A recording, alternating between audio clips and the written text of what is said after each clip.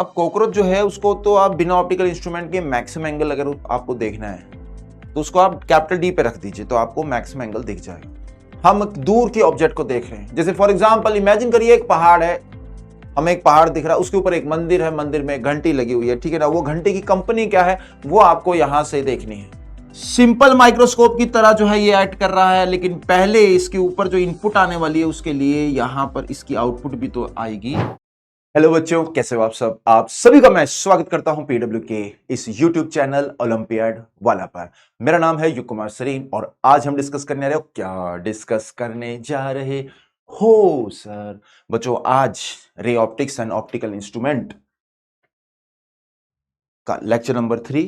तो हमारे पास इसी देखिए पिछले जो लेक्चर्स थे तो उसके अंदर हमने एक मिस कर दिया था, रे ऑप्टिक्स जो है उसके अंदर जो ऑप्टिकल इंस्ट्रूमेंट्स की थ्योरी। तो ऑप्टिकल इंस्ट्रूमेंट्स की थ्योरी करेंगे और साथ में जो है बच्चों हमने पीवाईक्यूज करने हैं, ठीक है।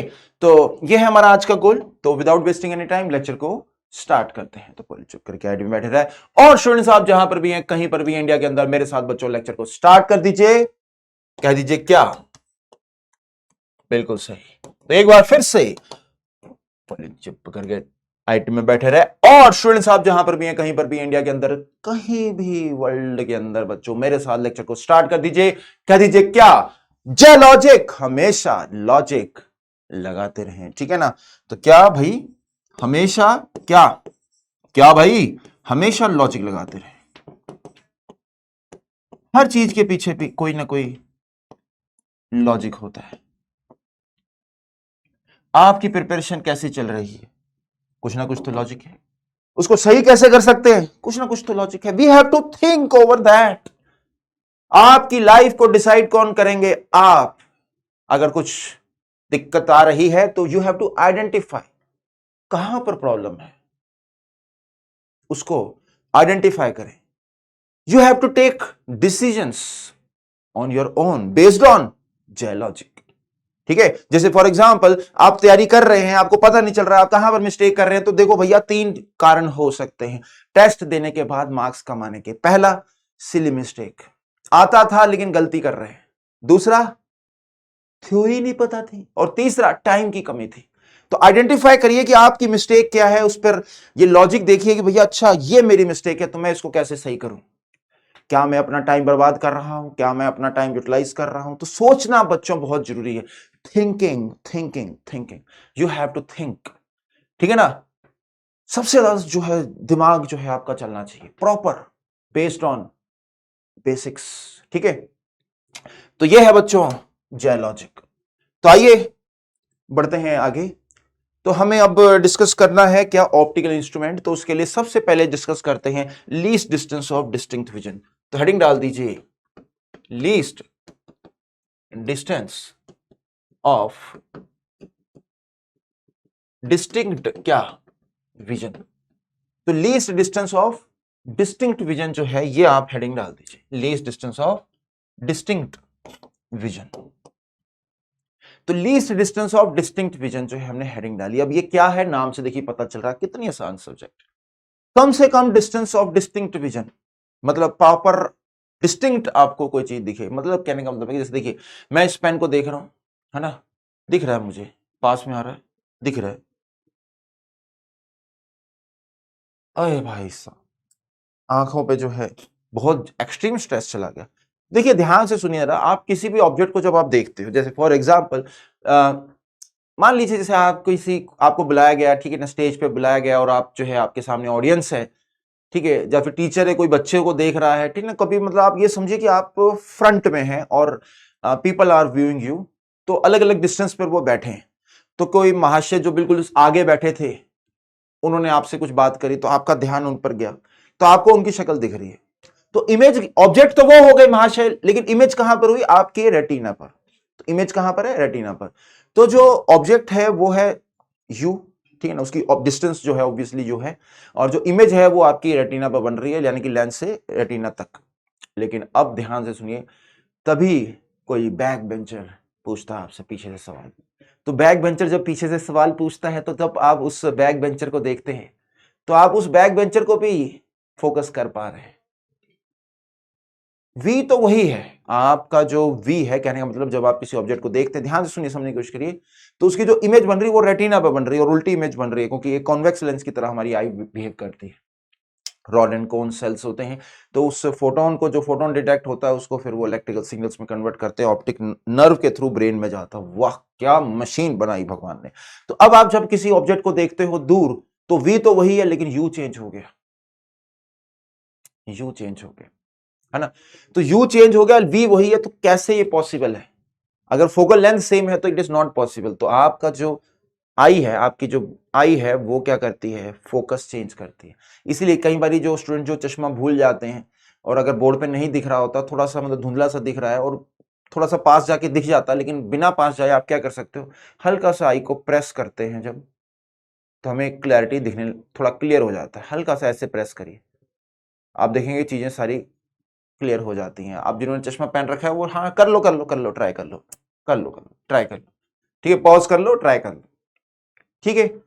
तो ऐसा हो जाता है, क्यों? बिकॉज आपका जो फोकल लेंथ है, आपकी लेंस की, वो जो है सिलेरी मसल्स होती हैं, वो कॉन्ट्रैक्ट करके उसके फोकस को चेंज करती है।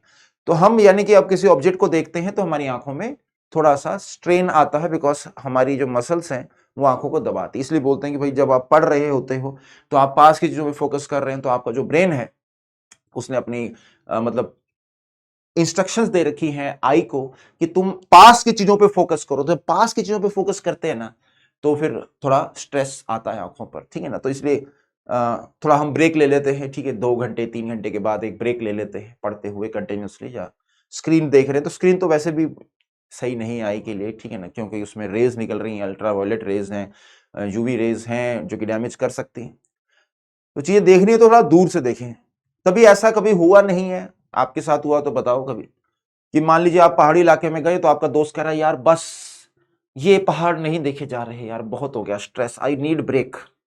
लेकिन अगर कोई पढ़ रहा है या स्क्रीन पे लगा, मोबाइल पे लगा है, तो वो क्या करता, थोड़ी देर बाद ब्रेक ले लेता, अपने आप ही ब्रेन, यार अब बस यार आंखें बहुत हो गई, बस अब ब्रेक लेनी। तो ऐसा क्यों होता है? बिकॉज जब हम दूर की चीजों को देख रहे हैं तो आंखें रिलैक्स्ड है, आराम से। जैसे आप किसी मूवी थिएटर में जाते हो, बालकनी की टिकट महंगी क्यों है? लॉजिक, जय लॉजिक। बालकनी टिकट महंगी इसलिए है बिकॉज वहां पर बैठ के आप स्क्रीन को दूर से देख रहे हो तो आंखों पे स्ट्रेस नहीं है। पास आके देखोगे तो आंखों पे स्ट्रेस होगा। कई बार स्टूडेंट बोलते हैं सर ऐसे ऐसे मुंडी हिलानी पड़ती है, तो इतना भी मुंडी नहीं हिलानी पड़ती, ऐसे दिख जाता है, लेकिन क्या है, पास की चीजें तो आंखों पे हल्का सा स्ट्रेस होगा, इसलिए प्रेफर्ड है पीछे वाली सीट, ठीक है। क्योंकि लगातार कंटिन्यूसली अगर आपको 2-3 घंटे तक स्क्रीन देखनी है तो आंखों पे स्ट्रेस नहीं होना चाहिए, दूर से बैठना चाहिए, तो you will be able to see it.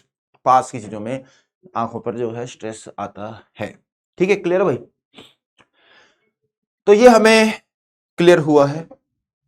अब अगर लीस्ट डिस्टेंस और डिस्टिंक्ट विजन की बात करें तो जब कोई ऑब्जेक्ट पास आता है और अगर 25 सेंटीमीटर से भी पास में आ जाता है तो फिर हम उसे देख नहीं पाते, मतलब उसके लिए आंखों को हमें बहुत ज्यादा स्ट्रेन में लेके आना पड़ता है। तो नॉर्मली हम कहेंगे कि नॉर्मल ह्यूमन आई इन्फिनिटी तक देख लेती है, फार डिस्टेंस जो है इन्फिनिटी है, नियर डिस्टेंस जो होता है 25 सेंटीमीटर, इसको हम नियर डिस्टेंस भी कहते हैं। तो this is also known as near distance,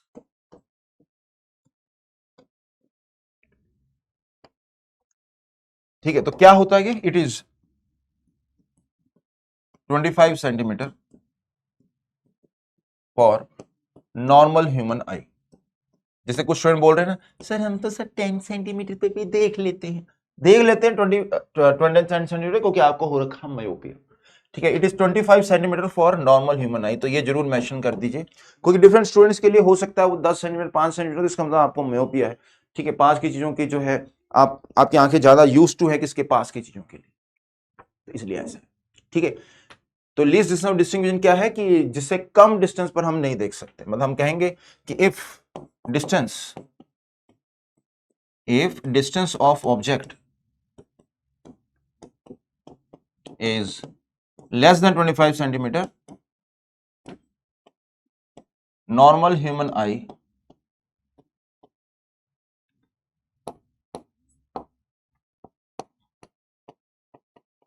can't see it properly। हाँ मतलब देख सकते हैं बट प्रॉपरली नहीं। प्रॉपरली का मतलब क्या है कि एक्सट्रीम स्ट्रेस आ जाता है, ऐसा कुछ एक्सट्रीम स्ट्रेस आ जाता है, इस तरह से फार डिस्टेंस की बात भी कर ही लेते हैं बच्चों यहीं पर। फार डिस्टेंस जो होता है वो कितना होगा, इन्फिनिटी। फार डिस्टेंस कितना होगा, इन्फिनिटी। फार डिस्टेंस जो है वो क्या है, इन्फिनिटी। तो इन्फिनिटी, आप इन्फिनिटी तक प्रॉपर देख पाते, लेकिन किसके लिए, फॉर नॉर्मल ह्यूमन आई। लेकिन अगर आपको हाइपरमेट्रोपिया है तो उस केस में आपको, हाइपरमेट्रोपिया के केस में क्या होता है कि हमारा इन्फिनिटी पास में आ जाता है। मतलब हमें पास की चीजें जो है, मतलब ज्यादा दूर नहीं, 3-4 मीटर तक ही दिख रहा है, उसके आगे का हमें दिख नहीं रहा। ठीक है, तो वो हाइपरमेट्रोपिया का केस होता है। पास की चीजें क्लियर दिखती हैं, लेकिन दूर जैसे ही होता है तो दिखना, सॉरी उल्टा बोल दिया। देखो, एक होगा मायोपिया। मायोपिया में क्या होता है कि दूर की चीजें, ध्यान सुनिए, मायोपिया में क्या होता है, दूर की चीजें नहीं दिखाई दे रही, पास की चीजें दिखाई दे रही। एक होगा हाइपरमेट्रोपिया, जिसके अंदर उल्टा, पास की चीजें जो हैं वो ही नहीं दिखाई दे रही। इन्फिनिटी तो हमारा इंटैक्ट है, बस ये least distance of distinct vision है, ये 25 की जगह मान लीजिए किसी का हो गया 75 सेंटीमीटर या 1 मीटर हो गया, तो उसको फिर पास की चीजें नहीं दिखाई दे रही होंगी प्रॉपरली, है ना। तो वो हाइपरमेट्रोपिया के केस में होता है। हाइपरमेट्रोपिया जनरली जिनकी एज ज्यादा है, एज के साथ जो है होता है। मायोपिया जनरली स्टूडेंट्स वगैरह को होता है, जो पढ़ाई कर रहे, तभी आपके देखिए क्लास में कितने सारे चश्मे वाले साइंस के सेक्शन में, बिकॉज पढ़ रहे हैं इतना, हम कह रहे हैं कि पढ़ने के बेसिस पर जो है आंखें यूज्ड हो जाएंगी पास की चीजों के लिए, तो इसलिए जो है उनको चश्मा लग रहा है। बट ऐसा नहीं है कि सभी बच्चों को चश्मा लगे, क्योंकि बहुत सारे अदर फैक्टर्स भी इन्वॉल्व होते हैं, जेनेटिक्स भी है उसमें, डाइट भी है, ठीक है ना, खेल कूद है, बहुत सारी चीजें, आप खेल भी रहे हैं, डाइट प्रॉपर ले रहे हैं, जेनेटिक्स भी सही है, तो चश्मा इमीडिएटली लग जाएगा पढ़ने से, ऐसा नहीं होता है। ठीक है ना, क्लियर भाई। आगे आगे बढ़ते हैं, आगे आगे। तो अब हम आगे बढ़ते हैं और देखते हैं कि अगर हम किसी ऑब्जेक्ट को देखते हैं तो मैक्सिमम एंगल आंखों पे कितना बनता है। तो मैक्सिमम एंगल, मैक्स में नहीं भाई, maximum angle at eye, without instrument,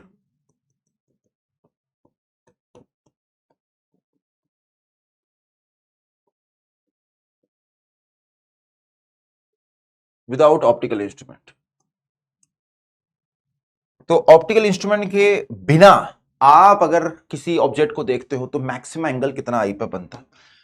तो देखिए उसके लिए क्या है, आप यहां पर देखिए ऑब्जेक्ट रख दिया, ये सेट रख दिया, और आपकी आई जो है बच्चों यहां पर है, इसकी हाइट है h और ये डिस्टेंस कितना है d, तो ये है maximum angle, this is the maximum angle. ठीक है, so this is the maximum angle, और इसकी वैल्यू देखिए निकाल सकते हैं। tan अल्फा की बात करें तो परपेंडिकुलर अपॉन बेस है, और आपको पता है कि जो tan अल्फा होगा वो अप्रोक्सीमेटली अल्फा के बराबर ही होगा, तो ये बच्चों h/d आ जाता है। ठीक है, क्लियर भाई, maximum angle at eye without optical instrument. क्योंकि अगर आप इसको दूर लेके जाओगे तो ये मतलब कहिए कि एक तरीके से डिस्टेंस जो है बढ़ जाएगा, तो ये छोटा हो जाएगा। हाँ हाँ बिल्कुल बिल्कुल, स्टूडेंट आर सेइंग कि सर डी क्या है, डी है आपका least distance of distinct vision. ठीक है ना, हम इसको जो है कैपिटल डी से रिप्रेजेंट करते हैं, कैपिटल डी। ठीक है, तो ये कैपिटल डी यानी 25 सेंटीमीटर पे रखा है, और आपको पता है 25 सेंटीमीटर से कम डिस्टेंस तो हो ही नहीं पाएगा, अगर होगा डिस्टेंस तो दिख नहीं पाएगा, है ना। तो least distance of distinct vision एक ऐसा पॉइंट है, एक ऐसी जगह है जहां पर आप ऑब्जेक्ट को रख देंगे तो मैक्सिमम एंगल आंखों पर बनता है। ठीक है, अब देखिए डिफाइन करे जा रहे हैं, डिफाइन किया जा रहा है कि मैग्नीफाइंग पावर क्या होगी, मतलब कोई ऑप्टिकल इंस्ट्रूमेंट है उसकी क्या मैग्नीफाइंग पावर होगी।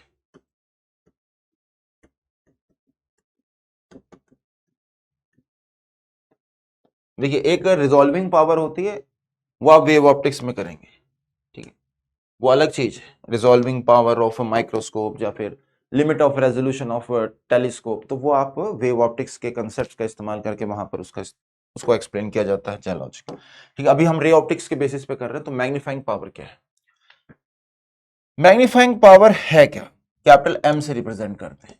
सर ये तो मैग्निफिकेशन, मैग्निफिकेशन को हम स्मॉल एम से रिप्रेजेंट करते हैं, क्या बोला, मैग्निफिकेशन को हम स्मॉल m से रिप्रेजेंट करते हैं, तो मैग्निफिकेशन जो है वो स्मॉल m से रिप्रेजेंट होती है। और जो हमारे पास कैपिटल M है वो है मैग्नीफाइंग पावर। तो ये क्या है? ये है बच्चों ratio of beta and alpha. अब बीटा क्या है, अल्फा क्या है? बीटा क्या है, अल्फा क्या है? बीटा क्या है, अल्फा क्या है? बीटा है बच्चों मैक्सिमम एंगल जो आंखों पे बन रहा है विद ऑप्टिकल इंस्ट्रूमेंट, और अल्फा है मैक्सिमम एंगल जो आंखों पे बन रहा है विदाउट ऑप्टिकल इंस्ट्रूमेंट। बस सिंपल सी डेफिनेशन, सिंपल। बीटा क्या है? क्या है beta? Maximum angle at eye with optical instrument.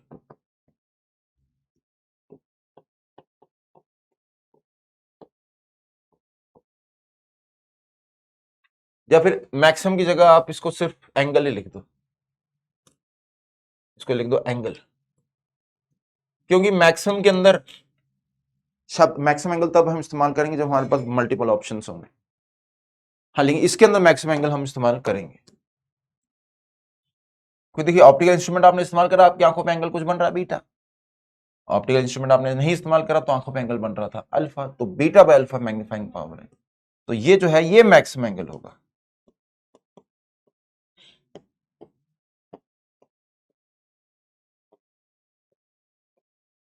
Eight eye without optical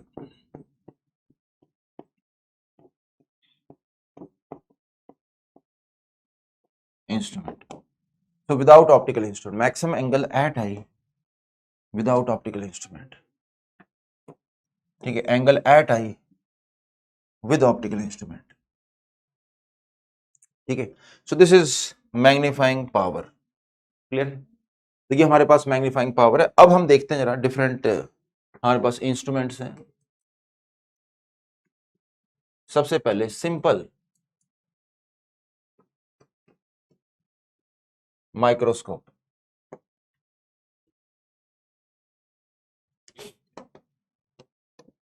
simple microscope क्या है? तो सिंपल है ये तो भाई, it is just a convex lens. तो ये एक कॉन्वेक्स लेंस है और कुछ नहीं, it is just a convex lens. तो सिंपल माइक्रोस्कोप क्या है? Just a convex lens. देखिए ये रहा एक कॉन्वेक्स लेंस, बस।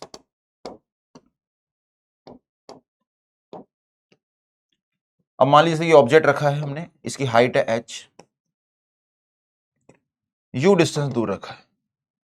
अब मैं इससे एक रे दिखा रहा हूं, ठीक है ना? तो मैंने देखिए रे दिखाई, तो रे सीधी गई और एक ऑप्टिकल सेंटर से गई। जो ऑप्टिकल सेंटर से जाएगी वो तो बिल्कुल सीधी जाने वाली है, और जो यहां से जाएगी मतलब सीधी जाएगी वो फोकस से पास करेगी। अब ये दो रेस जो फोकस से पास कर रही है और जो सीधी जा रही है, इनको हम ना एक्सटेंड कर देते हैं। देखिए ऐसे एक्सटेंड करते हैं। तो जब हम इसको एक्सटेंड करते हैं तो हमें एक इमेज जो है इसकी ऑब्जेक्ट की दिखाई देती है यहां पर कहीं पर, ठीक है? तो ये रही हमारे पास एक इमेज एच डैश।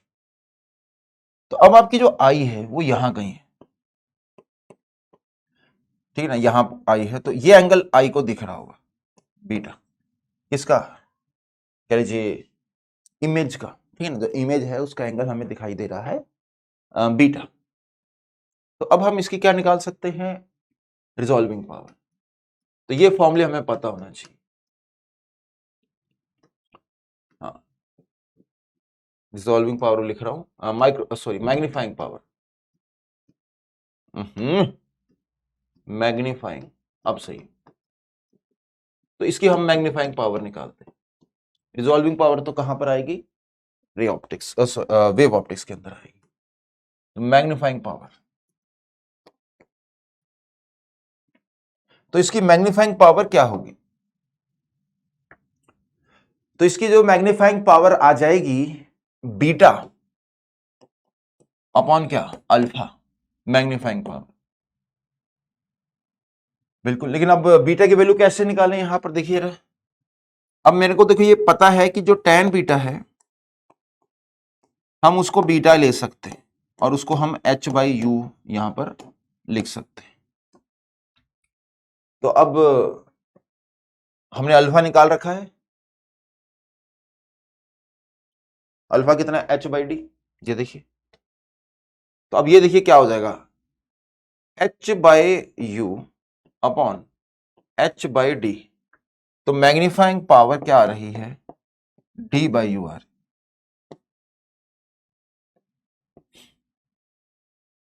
तो भैया ये फॉर्मूला है, इसे रट लेना है। तो मैग्नीफाइंग पावर क्या आ रही है, d/u। This is magnifying power. So this is magnifying power. तो मैग्नीफाइंग पावर क्या है, d/u, d/u। सर ये ऐसे क्यों डिफाइन करी गई है, देखिए ऐसे इसलिए डिफाइन की गई है, जैसे मान लीजिए आप किसी कॉकरोच को देख रहे हो, इमेजिन करिए कॉकरोच है और I am checking it.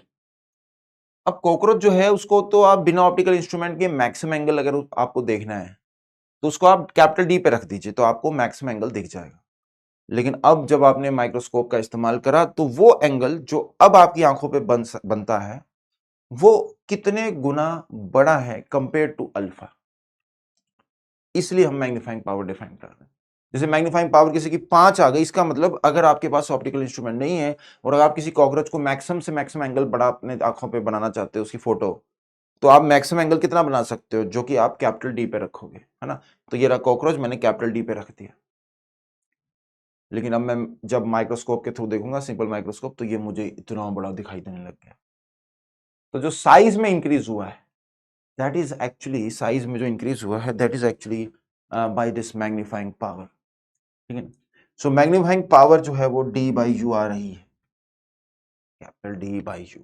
Okay, अब इसके अंदर देखिए केसेस बनते हैं, मैग्नीफाइंग पावर के अंदर जो है केसेस बनते हैं कि मैग्नीफाइंग पावर निकालिए जब नॉर्मल एडजस्टमेंट है या फिर फाइनल इमेज जो है, मतलब इस तरह का क्वेश्चन आएगा कि भाई what will be the magnifying power of the simple microscope when object is placed at capital D, ठीक है, या फिर when the image is at capital D, या फिर नॉर्मल एडजस्टमेंट के केस में बताइए। तो सबसे पहले नॉर्मल एडजस्टमेंट देख लेते हैं। तो magnifying power in case of, magnifying power in case of normal adjustment, तो हम नॉर्मल एडजस्टमेंट की बात कर रहे हैं, किसकी बात कर रहे हैं सर, नॉर्मल एडजस्टमेंट की बात कर रहे हैं। तो नॉर्मल एडजस्टमेंट में क्या होता है, in this case final image is at infinity. इसमें फाइनल इमेज जो है बच्चों कहां बन रही है, इंफिनिटी पे बन रही है। मतलब जैसे ये देखिए हमारे पास एक लेंस ले लेते हैं, ये देखिए ये रहा लेंस,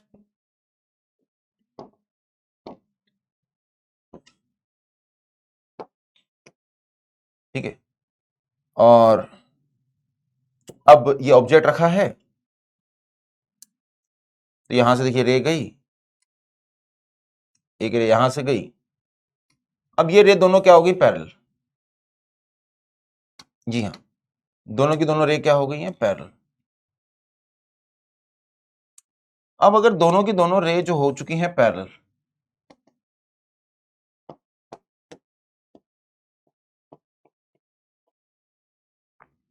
तो ऐसे में फाइनल इमेज कहां पर है, इंफिनिटी पर है। तो अगर इसकी फोकल लेंथ है f, तो ये डिस्टेंस बच्चों कितना हो जाएगा, f ही हो जाएगा।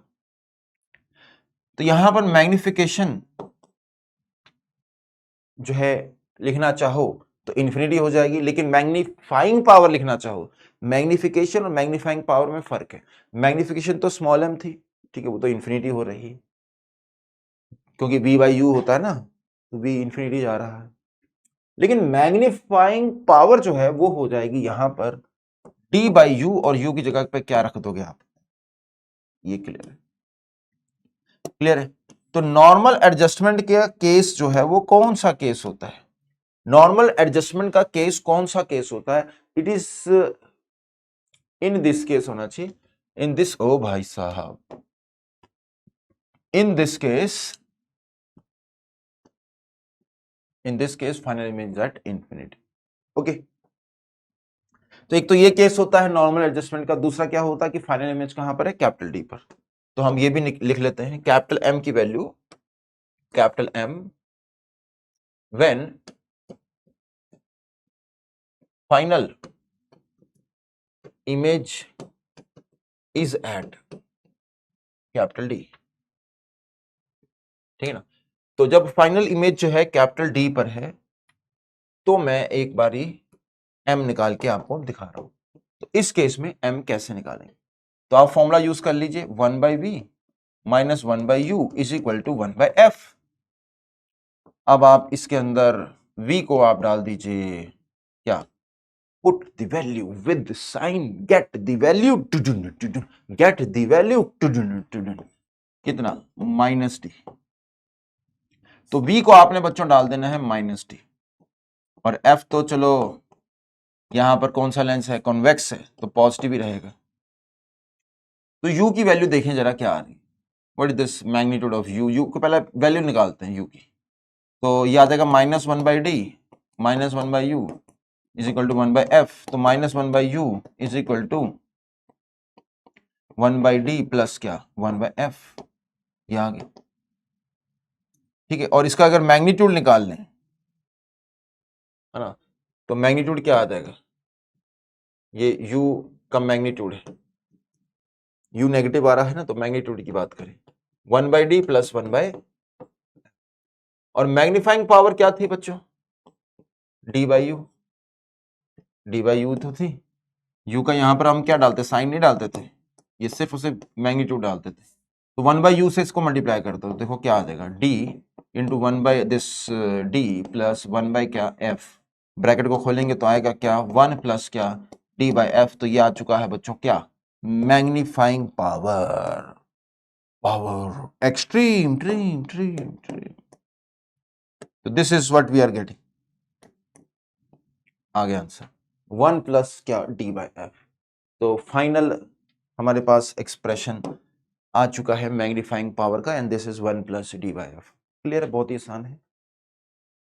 लेकिन यहां पर याद रखिए, कईयों के मन में होगा कि सर आपने ना 3 फॉर्मूले बता दिए हमें, एक d/u, एक d/f, एक 1 प्लस d/f, फर्क क्या है, d/u है हमेशा लगने वाला, d/f है नॉर्मल एडजस्टमेंट के केस में लगने वाला, और 1 प्लस d/f है जब फाइनल इमेज कहां पर हो, कैपिटल डी पर। कई बार क्वेश्चन में लिखा होगा कि मैग्नीफाइंग पावर निकालो when final image is at capital D, तो डोंट यूज 1 d/u, या फिर आप यूज करना चाहो तो d/u कर लो, डिराइव करना पड़ेगा, तो ये 1 प्लस d/f आ जाता है। आगे बढ़ते हैं, आगे देखते हैं कंपाउंड माइक्रोस्कोप। अब देखिए सिंपल माइक्रोस्कोप से, वाह भाई, देखिए जरा सिंपल माइक्रोस्कोप से क्या हुआ कि हमने देखा कि यार ऑब्जेक्ट्स जो हैं उनको हम बड़ा करके देख सकते हैं सिंपल माइक्रोस्कोप की हेल्प से। क्यों ना हम ऐसा करें कि बीच में कोई एक लेंस और लगा दें, उससे क्या होगा, और बड़ा, समझ में आया। जैसे देखिए मान लीजिए आपका दोस्त था, वो कीड़े को देख रहा था, तो उसने माइक्रोस्कोप से मान लो देखा कीड़ा, तो कीड़ा बहुत बड़ा दिखा, आपने कहा मैं और बड़ा देखूंगा, तो क्या करोगे, जो माइक्रोस्कोप की आउटपुट है, जहां पर आपके दोस्त की आंख थी वहां पर क्या करते हो, दूसरा माइक्रोस्कोप लगा दोगे। हाँ, समझ में आ रहा है। तो एक ने क्या करा, 5 गुना, दूसरे ने उस 5 गुना का ही 5 गुना कर दिया, 25 गुना मिल गया। लेकिन अब ऐसा वैसे होता नहीं है, तो क्या होगा वो देखने जा रहे हैं। ठीक है, तो हेडिंग डाल दीजिए कंपाउंड। कंपाउंड का मतलब है कि इसके अंदर आप सिंपल नहीं मल्टीपल लेंसेज का इस्तेमाल करेंगे। तो कंपाउंड माइक्रोस्कोप,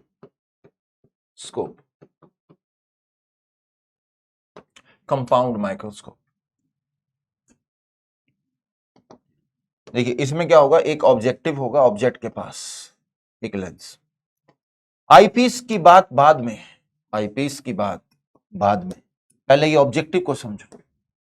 यहां पर हमारे पास एक लेंस है, ये रहा ऑब्जेक्ट। तो व्हाट विल हैपन, एक रे सीधी गई, एक रे यहां से गई, है ना, ऐसे।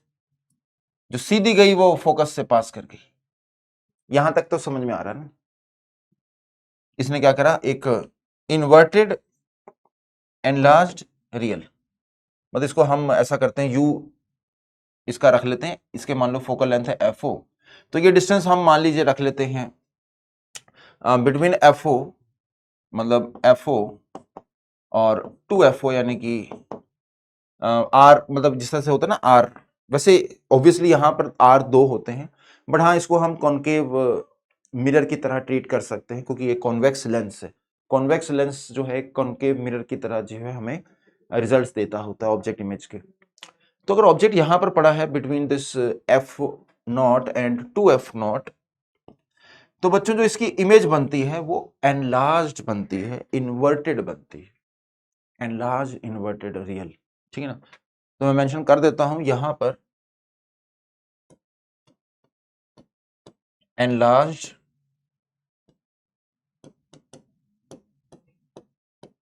इन्वर्टेड रियल इमेज बन गई, यानी कि आपको मैग्निफिकेशन एक यहां पर बाय डिफॉल्ट मिला हुआ है। लेकिन हम तो भैया अभी पे यहां पर अभी हम सेटिस्फाई नहीं हो, हम एक और लेंस यहां पर डाल देते हैं, आईपीस।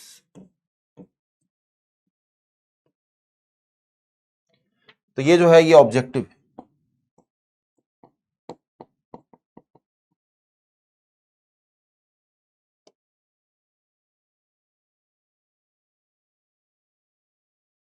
ये क्या है, आईपीस। तो अब देखो क्या होगा, जो रेज आई वो यहां पर इसने कन्वर्ज करी, कन्वर्ज नहीं मतलब थोड़ा सा इसको कोशिश करी कि भाई मैं इसको इमेज बनाऊंगा, तो यहां पर तो डाइवर्जिंग आएंगे रेस, यहां डाइवर्जिंग, इनको अगर हम एक्सटेंड करेंगे तो ये कहीं पीछे मीट करते हुए दिखाई देंगे। This is final image.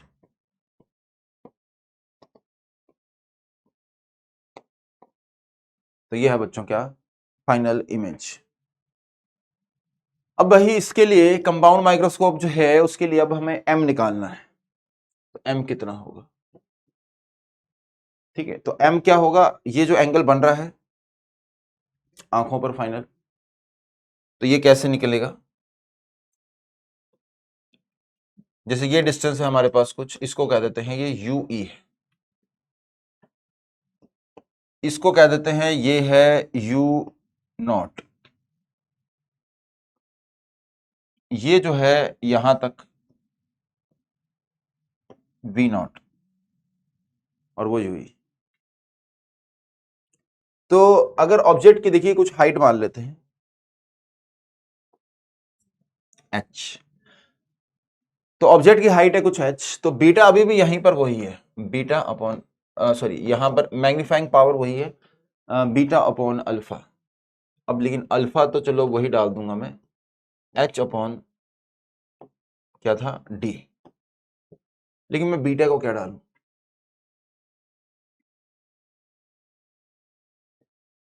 ध्यान से सुनिए, कंसंट्रेशन लेवल हाई, ये h है, ये h डैश, तो बीटा को मैं पता क्या डालूंगा,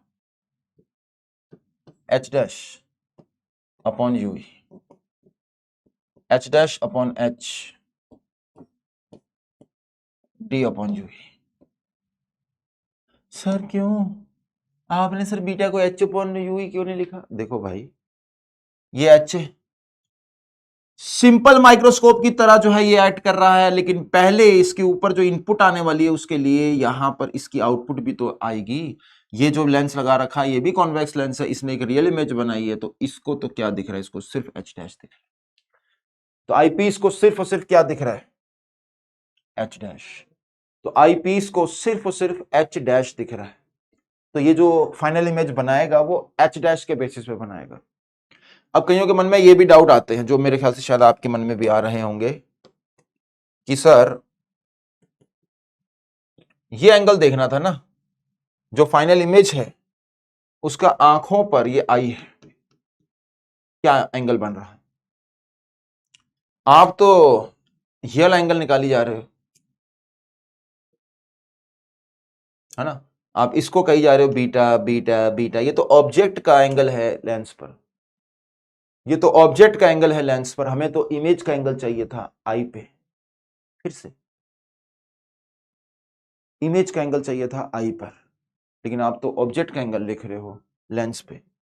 इमेज का ऑब्जेक्ट, इमेज का ऑब्जेक्ट, इमेज का एंगल आई पे चाहिए था। आप कौन सा लिख रहे हो? ऑब्जेक्ट का एंगल आई पे। ध्यान सुनो इधर, ऑब्जेक्ट का एंगल लेंस पर। देखो कईयों के मन में होगा सर कभी आप लेंस इस्तेमाल करो, कभी आई कंफ्यूजन हो रहा है। दूर करो, जो आई पर एंगल होगा और जो लेंस पर होगा वो सेम आ रहा है, ये देखिए, बात खत्म, ठीक है ना? अब तो इसमें तो कंफ्यूजन नहीं रही, आई पे बोल लो या लेंस पे बोल लो, बात सेम। अब देखिए यार, ये जो रे है ये वाली, ये सीधी जाने वाली है, तो इससे हम क्या कंक्लूड कर सकते हैं कि जो ऑब्जेक्ट का एंगल लेंस पर है वही इमेज का एंगल लेंस पर है, यानी कि ऑब्जेक्ट का एंगल जो आई पर है वही इमेज का एंगल भी आई पर है। फिर से बोलना है क्या बोला? हाँ बोलो बोलो, पूरा पूरा। ऑब्जेक्ट का एंगल जो आई पर है वही एंगल इमेज का भी है आई पे।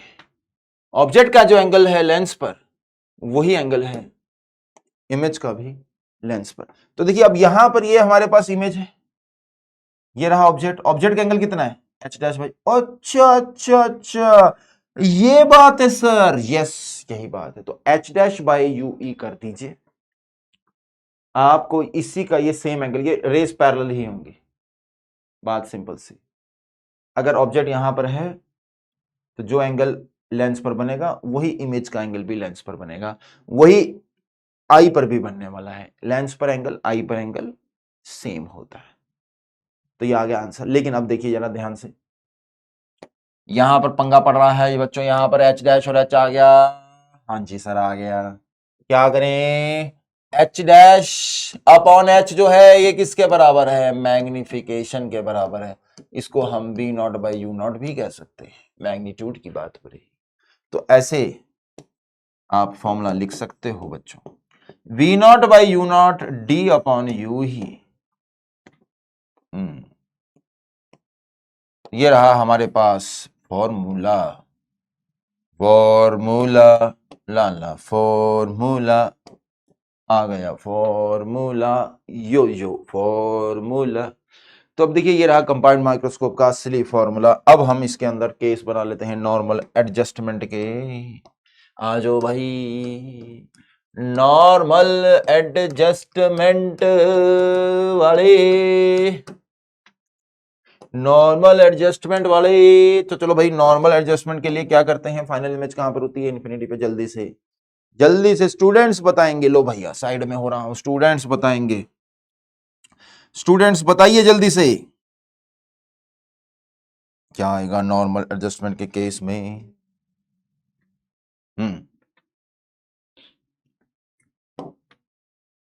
देखिए फॉर्मूला क्या था? V naught upon U naught D upon U. Put put U equal to F, क्योंकि फाइनल इमेज इन्फिनिटी पे चाहिए तो यू क्या होना चाहिए? एफ के बराबर।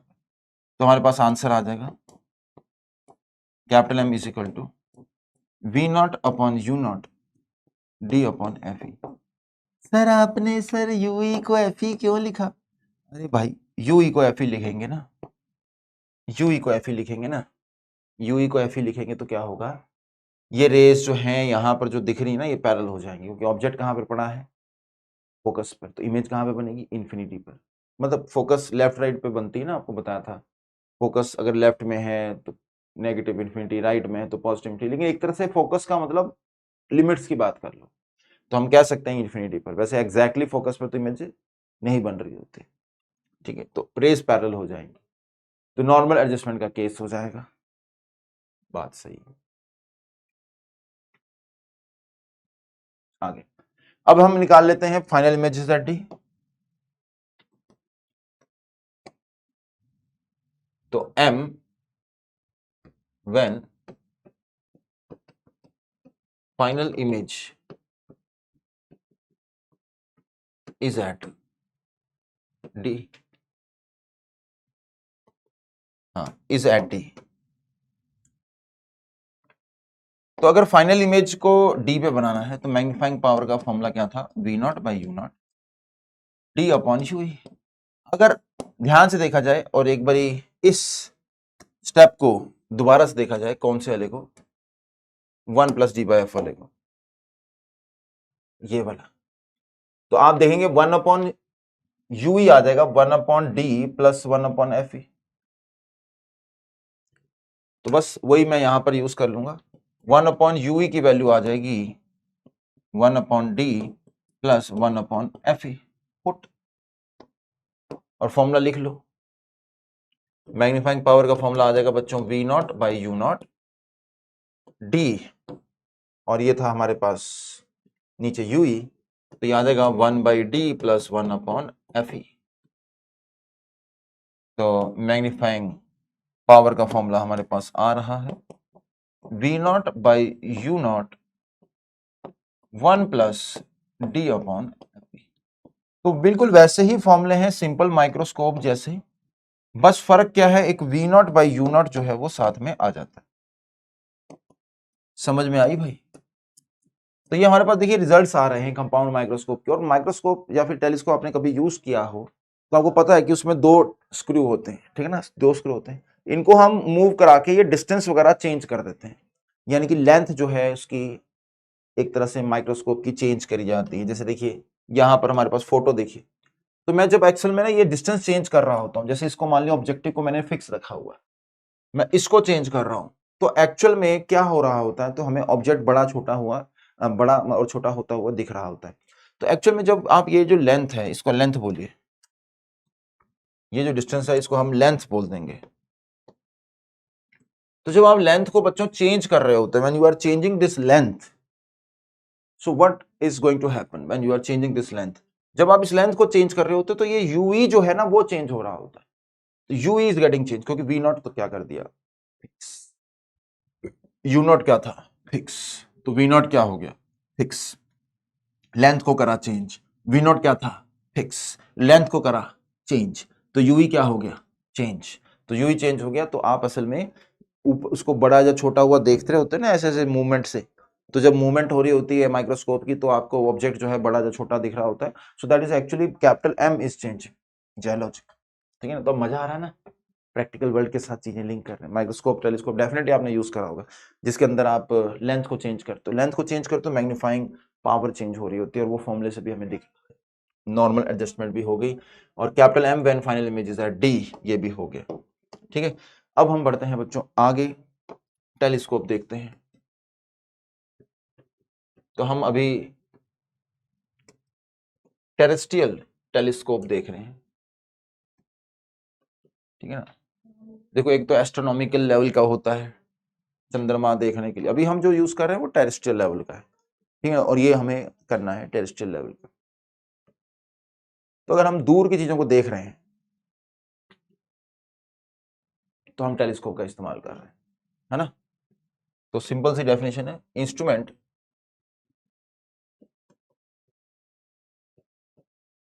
that is used to view objects that are far away. Instrument that is used to view objects that are far away. ठीक है,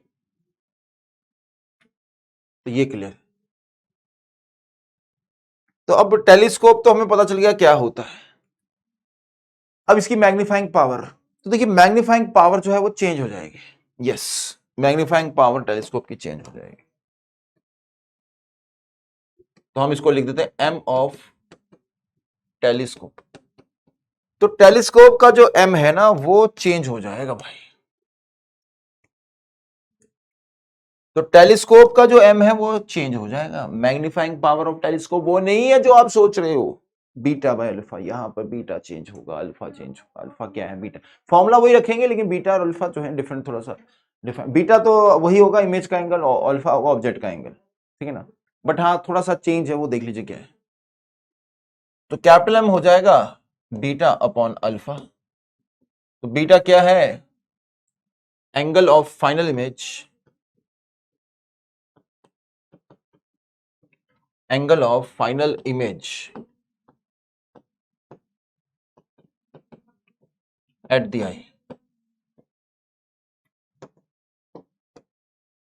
angle of final image at the आई।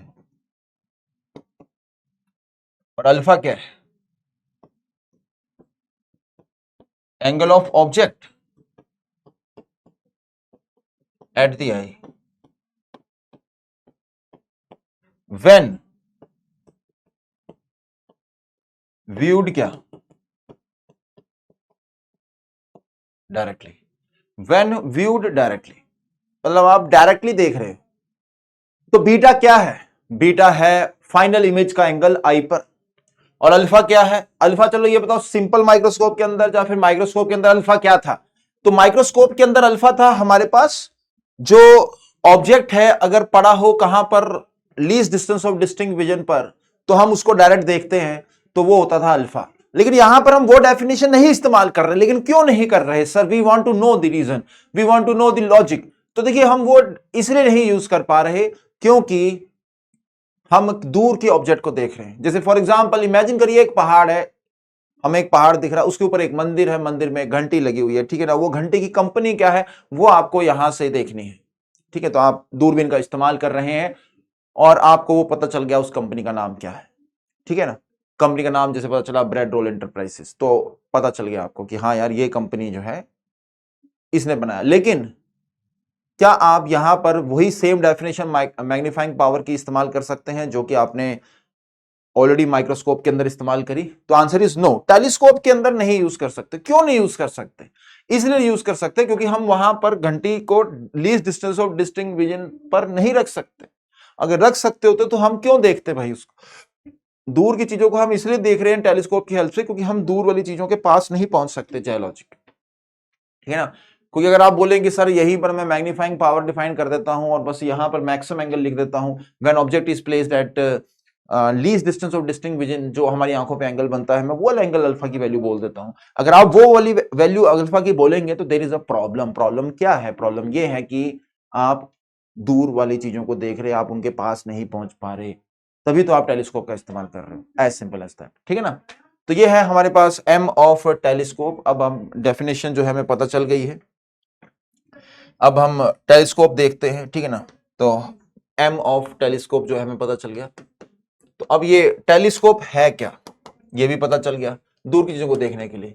अब लेकिन टेलीस्कोप के लिए अब मैग्नीफाइंग पावर जो है वो मैं निकालने वाला हूं। तो टेलीस्कोप, ठीक है ना, टेरेस्ट्रियल हम टेलीस्कोप की बात कर रहे हैं। तो ऑब्जेक्ट जो है वो बहुत दूर है, कितना दूर है, इंफिनिटी मानेंगे हम। मतलब एग्जैक्टली इंफिनिटी तो नहीं है बट हाँ इंफिनिटी मान लो क्योंकि रेज आर ऑलमोस्ट पैरेलल, ठीक है ना। तो रेज आर ऑलमोस्ट पैरेलल। तो देखिए रेज आ रही हैं इंफिनिटी से आ रही हैं। तो देखिए अगर रेज आती हैं इंफिनिटी से तो वो रेज कहां पर मीट करेंगी बताइए। तो अगर रेज इंफिनिटी से आ रही हैं तो वो कहां पर मीट करती हैं, बहुत बढ़िया, बहुत बढ़िया, फोकस नहीं, हाँ मैंने डिस्कस कर रखा आपके साथ, कहां पर मीट करती हैं, फोकल प्लेन पर बच्चों। तो ये जो है मीट करेगी कहां पर, फोकल प्लेन पर। तो देखिए ये जो जहां पर ये मीट कर रही हैं इसे हम कहेंगे कि ये क्या है, ये है बच्चों फोकल प्लेन, ठीक है ना। So this is focal plane,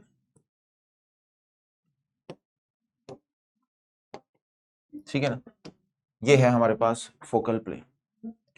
अब ये है फोकल प्लेन और उसके बाद देखिए, ओहो, अब उसके बाद जो है ये जो रेज आ रही हैं इनको हमें फिर से जो है कन्वर्ज करवाना है, जैसे कि हम माइक्रोस्कोप के अंदर करा रहे थे। तो अब देखिए होगा वही सेम टू सेम लॉजिक, यहां पर रेज आएंगी और फिर जो है इसके बाद ये रेज को जो है इस प्रकार से हमें दिखाने वाला है। तो आई हमारे पास यहां पर है, ये रही आई, और रेज को जब हम एक्सटेंड करेंगे तो वो कुछ मान लीजिए यहां कहीं हमें मीट करते हुए दिखाई दे रही है, ठीक है ना। जुरिनी की फोकल प्लेन पर हो तो इसलिए मैं इसको जुरिनी की फोकल प्लेन पे दिखाऊं, कहीं और दिखा सकते हैं, लो यहां दिखा देते हैं, ठीक है ना। फोकल लेंथ ये रही, थोड़ा सा पीछे इसको दिखा देते हैं, ठीक है ना। तो मैं इसको थोड़ा सा पीछे दिखा रहा हूं, ये लो,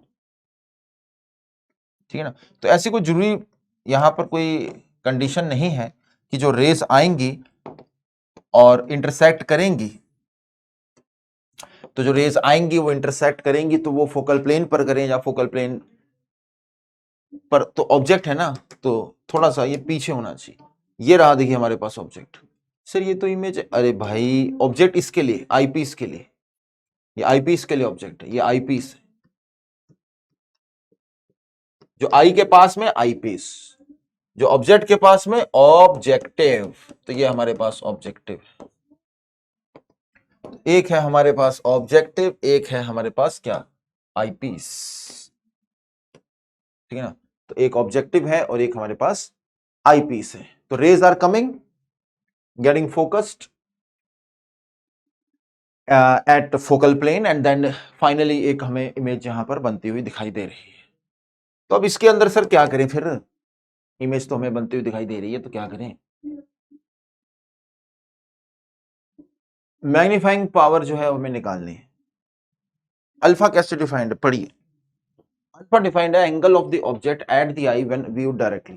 तो देखिए अगर आप इस ऑब्जेक्ट को डायरेक्टली व्यू करते हो तो आपकी आंखों पर एंगल वही बनेगा जो यहां पर ये एंगल है, ठीक है। तो अल्फा है तो अल्फा ही रहेगा, तो फाइनल है जो अल्फा की वैल्यू डालनी है वो तो अल्फा ही डालनी है। अब देखिए ये डिस्टेंस जो है इसको जरा पकड़िए, कौन से डिस्टेंस को सर, ये वाले डिस्टेंस को देखिए, जो ये वाला डिस्टेंस है ये बच्चों आपके पास होगा एफओ। तो जो ये आपको हाइट दिख रही है ना, ये देखिए ये एफओ है, ये अल्फा है, तो ये आपको एफओ इंटू अल्फा ये आपको हाइट दिख जाएगी। और जैसे कि मैंने कहा कि अगर आपको एंगल निकालना है, थोड़ी देर पहले बताया था कि आप क्या करेंगे, जो हमारे पास ये ऑब्जेक्ट जो यहां पर बन रहा है इसका एंगल लेंस पर देख लेंगे डायरेक्ट। अब ये डिस्टेंस हमारे पास क्या होना चाहिए, ये होना चाहिए यूवी, है ना।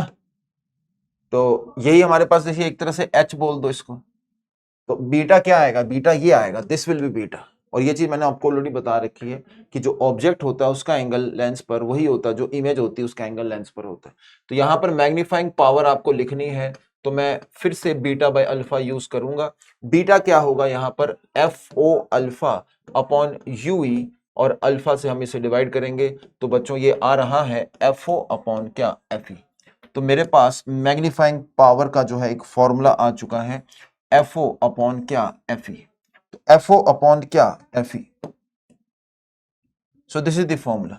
अब आगे के केसेस जो हैं बहुत आसानी से आप निकाल सकते हैं। कौन कौन से केसेस बनेंगे, केसेस बनेंगे कि अगर आपके पास केस हो जाए कौन सा, नॉर्मल एडजस्टमेंट का, तो आगे हेडिंग डाल दीजिए नॉर्मल एडजस्टमेंट। अब स्टूडेंट बताएंगे जरा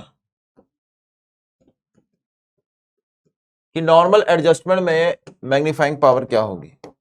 फाइनल इमेज कहां पर होनी चाहिए बच्चों, फाइनल इमेज कहां पर होनी, जल्दी बोलो, फाइनल इमेज कहां पर होनी चाहिए, बिल्कुल सही, इन्फिनिटी पर।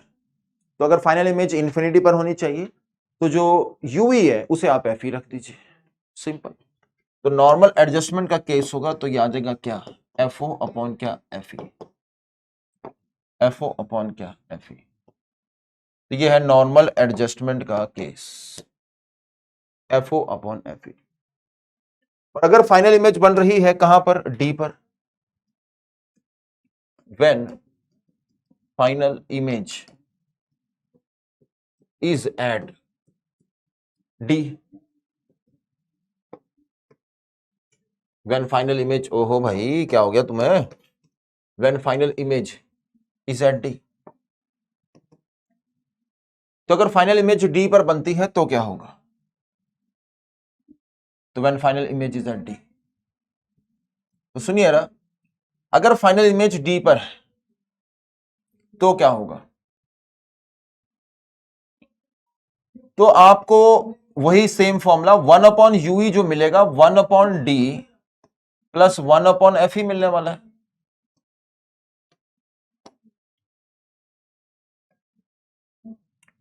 तो मैग्नीफाइंग पावर का फॉर्मूला क्या था? FO अपॉन क्या? FE, जो FO अपॉन UE करना चाहिए, ठीक है ना, FO अपॉन UE, है ना, क्योंकि असली फॉर्मूला तो यही है। 1/UE की वैल्यू रख देता हूं,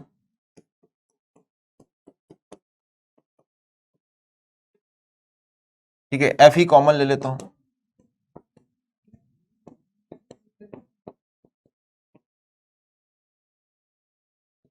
देखिए FE मैंने कॉमन ले लिया, FO अपॉन FE, तो 1 प्लस FE अपॉन D, ये रहा देखिए फॉर्मूला।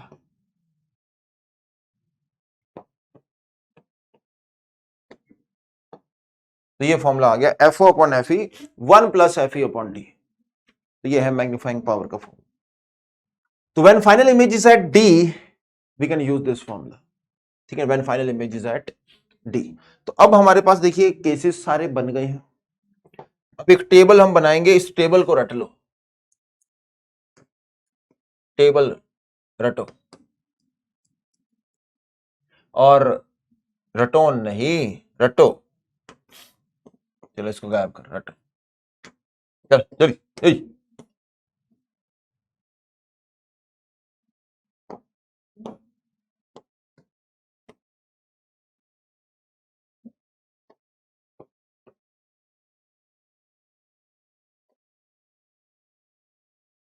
ठीक है, तो आइए जरा टेबल बना दे भाई, टेबल बनाइए, टेबल टेबल टेबल बनाओ जी। देखो कैसे बना रहे टेबल, देखिए एक टेबल बनाते हैं, तीनों के तीनों केसेस जो हैं कौन कौन से, एक तो असली फॉर्मूला,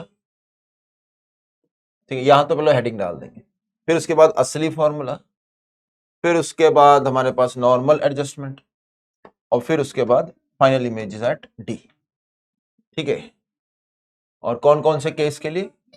माइक्रोस्कोप और टेलीस्कोप, ठीक है। तो चलिए सबसे पहले तो यहां पर माइक्रोस्कोप के फॉर्मूले, और फिर यहां पर हम टेलीस्कोप के फॉर्मूले लिखते हैं, ठीक है। और कौन कौन से? असली वाला, असली, असली, अस्ति नहीं भाई, गामा अस्थि, है ना, वो संस्कृत, लता लतो लते अस्ति, हाँ भाई। तो ये माइक्रोस्कोप हो गया, उसका असली फॉर्मूला, फिर उसके बाद नॉर्मल एडजस्टमेंट Na कर देते हैं, और फिर उसके बाद final image is at D,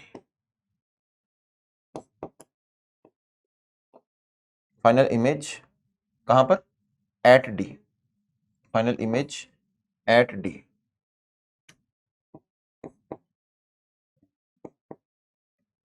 ठीक है। चल, क्या देख रहे भाई, भरो, खुद अपनी कॉपी में भरो।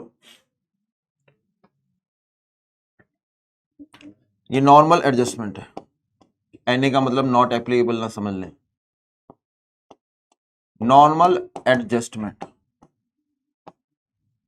आइए आइए आपका इंतजार था। तो माइक्रोस्कोप का असली फॉर्मूला मैग्नीफाइंग पावर का क्या था, बोलो? जब एम लिखने की जरूरत नहीं, हमें पता फॉर्मूला क्या था, D upon UE, D upon U, UE तो होता नहीं था, डी अपॉन यू करता, D upon U, D upon F, 1 plus D upon F, यहां पर V naught by you naught. अच्छा, एक कंपाउंड माइक्रोस्कोप भी है ना, तो वो भी यहां पर ऐड कर लो, माइक्रोस्कोप के दो पार्ट थे, ठीक है, इसको एडजस्ट कर ले भाई।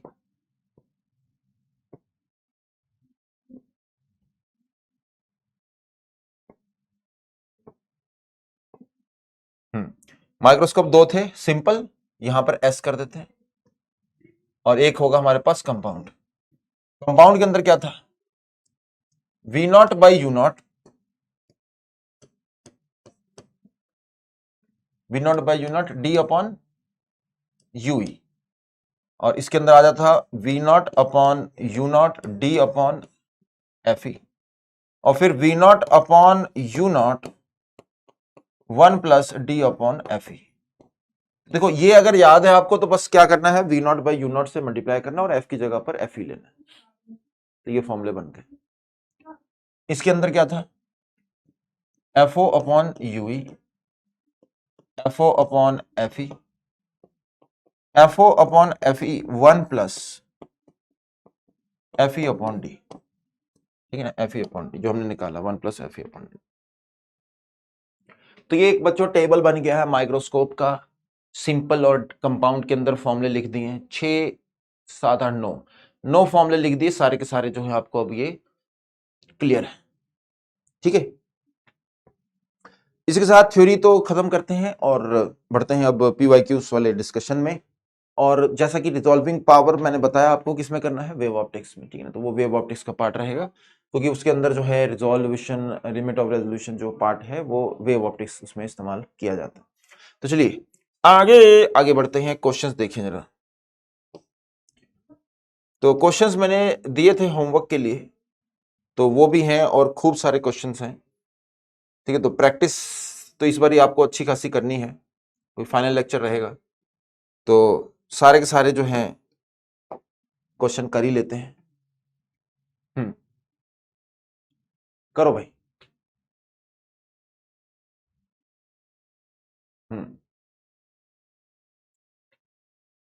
तो आइए डिस्कस करें। कह रहा है कॉन्वेक्स लेंस है हमारे पास,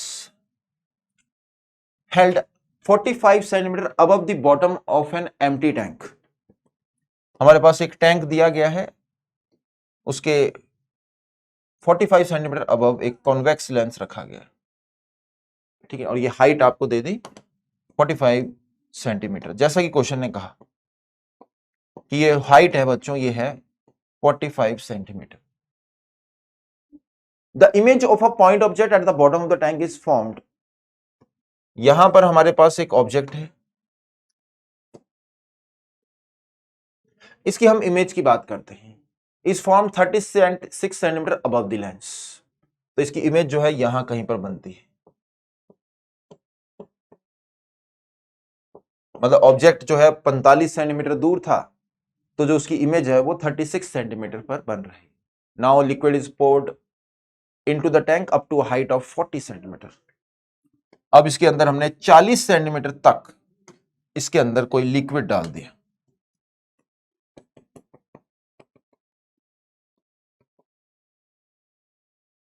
It is found that the distance of image of the same point object is at the bottom of the tank is 60 centimeter above the lens. Refractive index of the liquid is. तो liquid का refractive index क्या मान लो बच्चों, mu. और एक equation बनाओ lens के लिए, 1/b minus 1/u is equal to 1/f। u कितना बच्चों और v कितना, v तो है बच्चों प्लस 36, u कितना हो जाएगा माइनस में 45 शुरुआत में, और इज इक्वल टू 1/f। तो ये देखो हमारे पास ये रही पहली इक्वेशन, इससे हमें f पता चल चुका, लेकिन हमारा मेन मकसद है म्यू निकालना। अब मैं दूसरी बार इक्वेशन लगाने जा रहा हूं।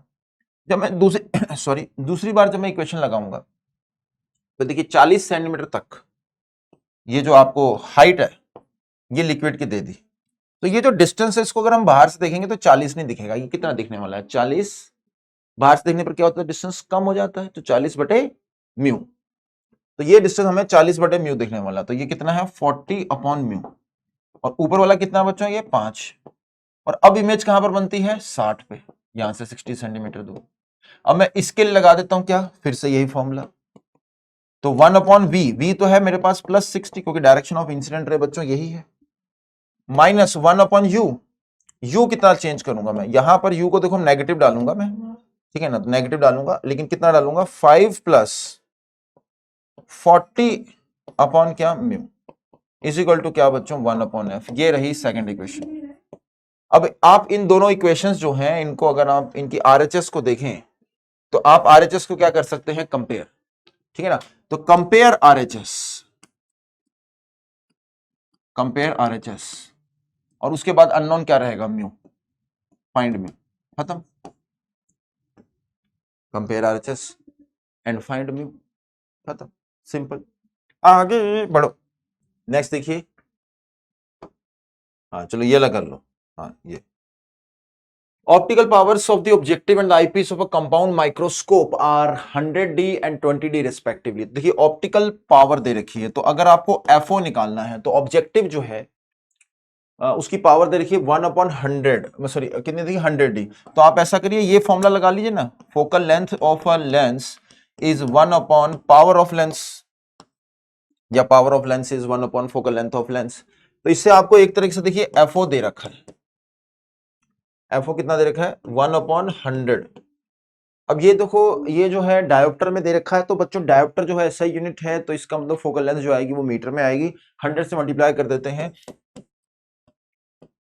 तो ये 1 सेंटीमीटर हमारे पास आ रहा है। इसी प्रकार से एफई की बात करते हैं, वो आ जाएगा हमारे पास 1/20 इंटू 100 कर दीजिए, यानी कि कितना आ रहा है 5 सेंटीमीटर आ रहा है।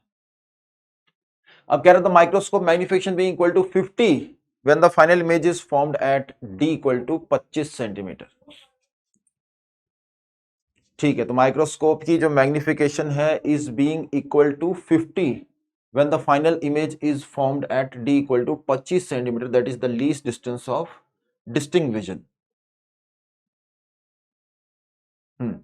फाइनल इमेज जो है वो d पर बन रही है, least distance of distinct vision पर। तो ऐसे में हमारे पास जो फॉर्मूला लगेगा दैट विल बी, टेबल बना रखा था, टेबल वैसे याद ही होना चाहिए, v naught by you naught 1 plus D by F, लेकिन तब भी दिखा देता हूं, ये रहा v naught by you naught 1 plus D by F, final image is at d, ये फॉर्मूला होता है, ठीक है ना, this is the formula, sorry.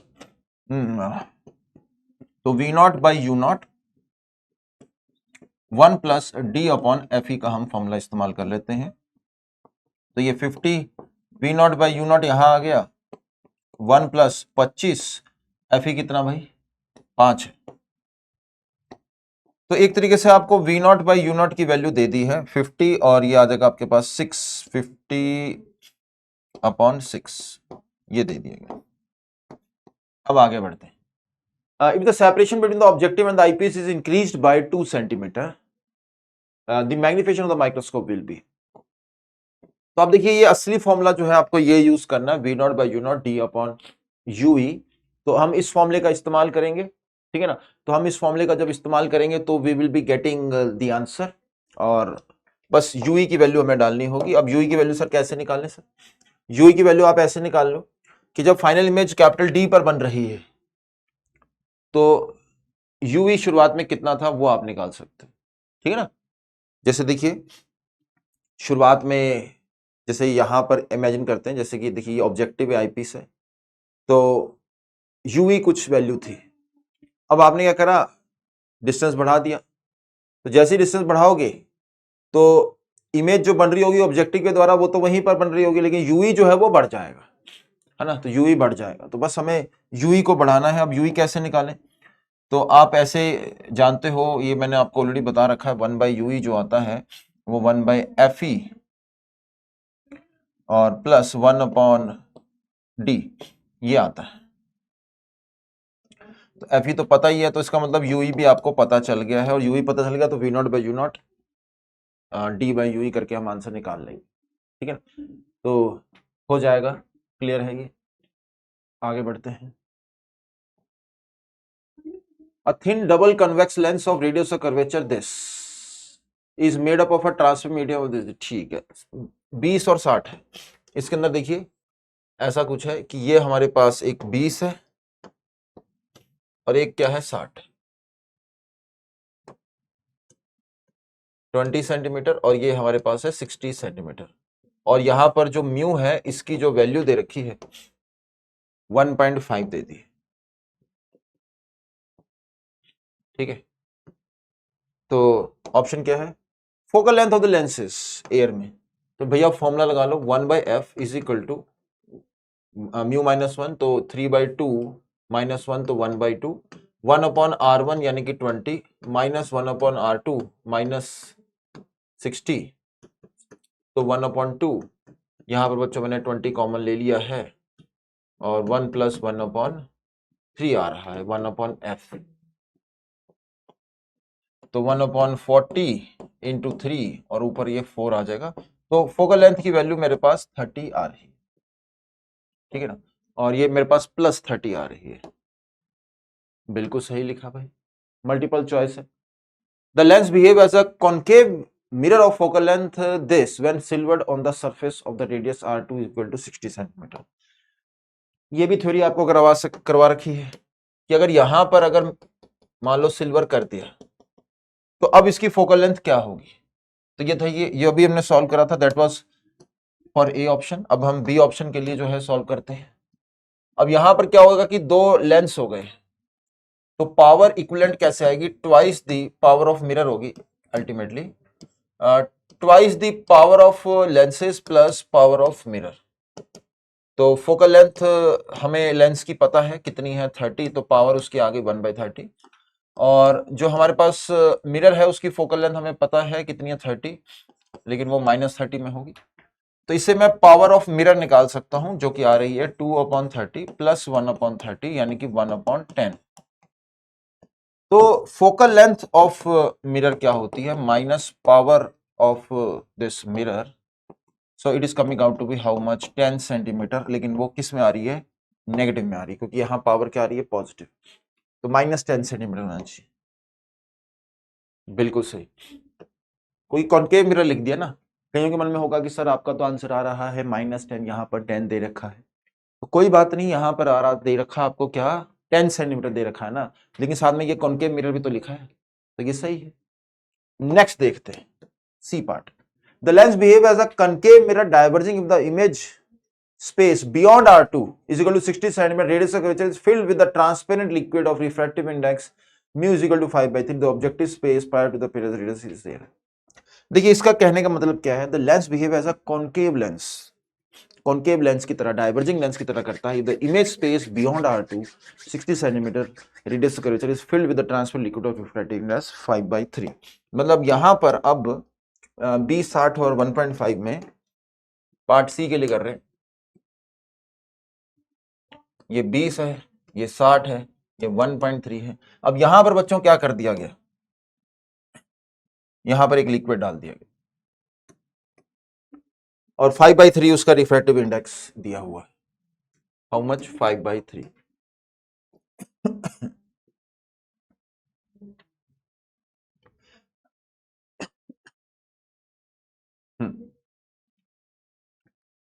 तो मेरे को ना यहां पर फोकल लेंथ का बस साइन देखना है, तो मेरे को चिंता नहीं करनी है, मेरे को लेंस मेकर फॉर्मूला भी नहीं लगाना, मेरे को मदर्स फॉर्मूला लगाना है, जो कि था μ3/b minus μ1/u is equal to μ3 minus μ2 upon क्या था R2, और μ2 माइनस μ1 अपॉन क्या आएगा R1। तो ये मैं फॉर्मूला लगाऊंगा, तो जहां पर रेस जा रही हैं वो मेरे को बस देखो v का साइन देखना भाई, फिर से बोल दूं, मुझे v का साइन देखना है, और मैं u जो है उसको इन्फिनिटी ले रहा हूं, मतलब ऐसे रेज आ रही हैं, तो अब ये कन्वर्ज राइट साइड करेंगी या लेफ्ट साइड करेंगी, मुझे यही देखना है। तो बस मैं इसको जो है u को इन्फिनिटी डाल रहा हूं, तो ये 0 हो जाएगा, μ3 5/3 v आ गया, बस साइन चेक करना है, सॉरी, तो 5/3 माइनस μ2 1.3, ओह सॉरी एसी कर दे भाई, तो 5/3 माइनस 1.3 अपॉन ये 1.5 था, सॉरी, यानी 3/2 अपॉन R2, ये R2 है -60, ओह सॉरी भाई, सॉरी, पता मुझे कुछ स्टूडेंट्स तो जो हेडफोन लगा के भी सुन रहे होते हैं। तो μ2 कितना 1.5 यानी कि 3/2 -1 एयर अपॉन कितना है 20 + 20, ये -60। अब बस इसको देखो, ये तो कुछ भी छोड़ोगे, तो इसका साइन देखना है, क्या आएगा, ये आ जाएगा नेगेटिव में, नीचे 60 और 5 और ऊपर 10 माइनस 9, इतना आ रहा है, नहीं 6, नीचे क्या आएगा 60 इंटू 3 2 जा 6 और 10 माइनस 9, ये आ रहा है नेगेटिव में। और यहां पर देखिए पॉजिटिव में क्या आएगा, ये आ जाएगा 3 माइनस 2 यानी कि 1 अपॉन 40। अब देखिए ये आ जाएगा माइनस 1 अपॉन 60 इंटू 6 और इसको हमें कंपेयर करना 1 अपॉन 40 के साथ। तो आप क्या करो, 0 तो हटा ही दो। कौन बड़ा है? ये बड़ा है, ये 4 है, ये नेगेटिव है, मतलब ये छोटा है डिनोमिनेटर, तो ये बड़ा हो गया। अगर बड़ा हो गया तो ये जीत गया भाई, तो पॉजिटिव आ रही भाई। ठीक है, तो हमारे पास पॉजिटिव आने वाली है यहां पर ओवरऑल फोकल लेंथ। पॉजिटिव का मतलब है कन्वर्जिंग, तो ये तो नहीं हो रहा, ये कह रहा है डाइवर्जिंग। ठीक है ना, चेक कर लीजिए, फोकल लेंथ हमारे पास पॉजिटिव आ रही है।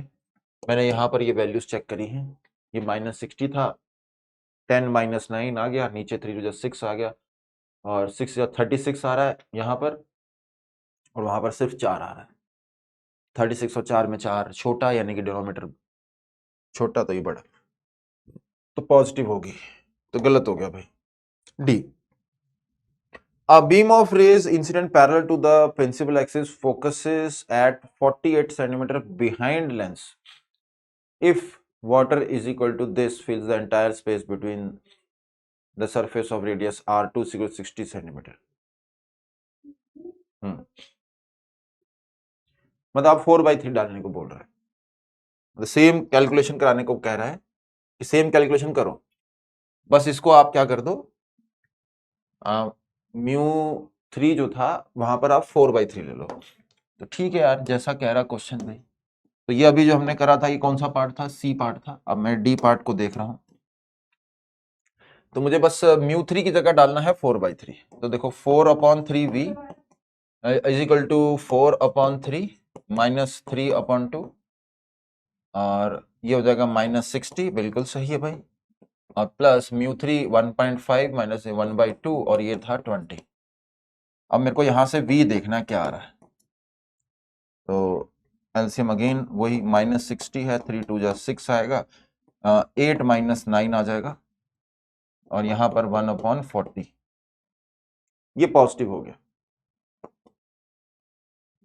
तो ये आ रहा 1 पॉजिटिव हो गया ये, तो 360 प्लस 1/40, और अब इसको और थोड़ा सिंप्लीफाई करके v की वैल्यू निकाली जा सकती है, मतलब कर ही लेंगे आप, लेकिन तब भी थोड़ा ज्यादा कैलकुलेशन तो बची नहीं है। 1/40 कॉमन ले लिया और ये मेरे पास 360 आ रहा है, तो 1/10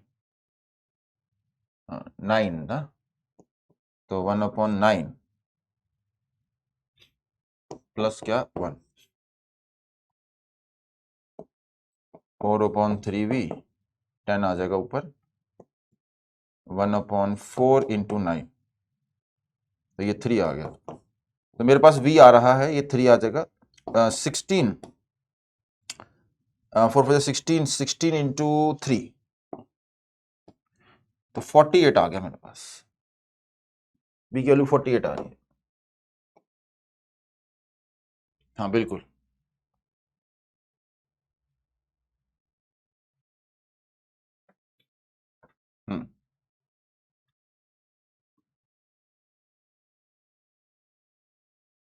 मैं देखो अभी चेक पता क्या कर रहा हूं, ये ना बिहाइंड लिखा हुआ है, कोई मेरे पास आंसर क्या आ रहा है, पॉजिटिव आ रहा है नेगेटिव, ये चेक करो। मेरे पास आंसर आ रहा है पॉजिटिव, इसका मतलब जो है बिहाइंड किसको कह रहा है वो थोड़ा सा एक लैंग्वेज में हम चेक कर लेते हैं। पॉजिटिव का मतलब किधर है, राइट साइड। तो beam of light incident parallel to the pencil focuses 48 centimetre behind the lens if water is going to fill entire space behind the surface of, behind से मतलब वही हो रहा है इसका, क्योंकि देखिए behind the surface of R2 is equal to 60 centimetre, यानी कि राइट साइड वाली जो सरफेस है उसके बियॉन्ड, मतलब उसकी बात कर रहा है, उसके पीछे की बात कर रहा है, तो लेंस के पीछे, ठीक है ना। तो ये थोड़ा सा लैंग्वेज का इश्यू होता है, बल्कि इनको सिर्फ और सिर्फ पॉजिटिव नेगेटिव में बात करनी चाहिए तो थोड़ा बेटर रहेगा, क्योंकि अब बिहाइंड किसको बोल रहा है उस हिसाब से तो जो आगे लैंग्वेज बोली उसके हिसाब से तो ये सही लग रहा है। ठीक है ना, तो हो गया। ठीक है, एनएसईपी 2021 का सवाल था, ये देखिए 20 में आया सवाल। A cylinder of length L is equal to 1 metre is filled. एक सिलेंडर है, उसकी लेंथ जो है वो 1 मीटर है।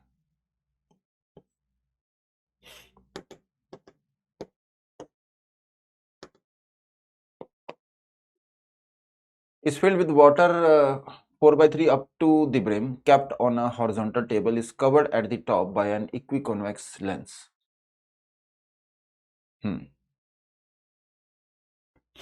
तो यहाँ पर एक इक्विकॉन्वेक्स लेंस आपने लगा दिया, ऐसा कुछ कह रहा है, ठीक ना। सिलेंडर ऑफ लेंथ 1 मीटर से बड़ी है, filled with water 4/3 up to the brim, kept on a horizontal table, is covered at its top by equiconvex lens mu equal to 1.3 length of the focal length when placed in air. ठीक है, हवा में। At midday 12 बजे noon, the sun is just overhead and light rays come parallel to the principal axis of the lens. The lens ray will be focused.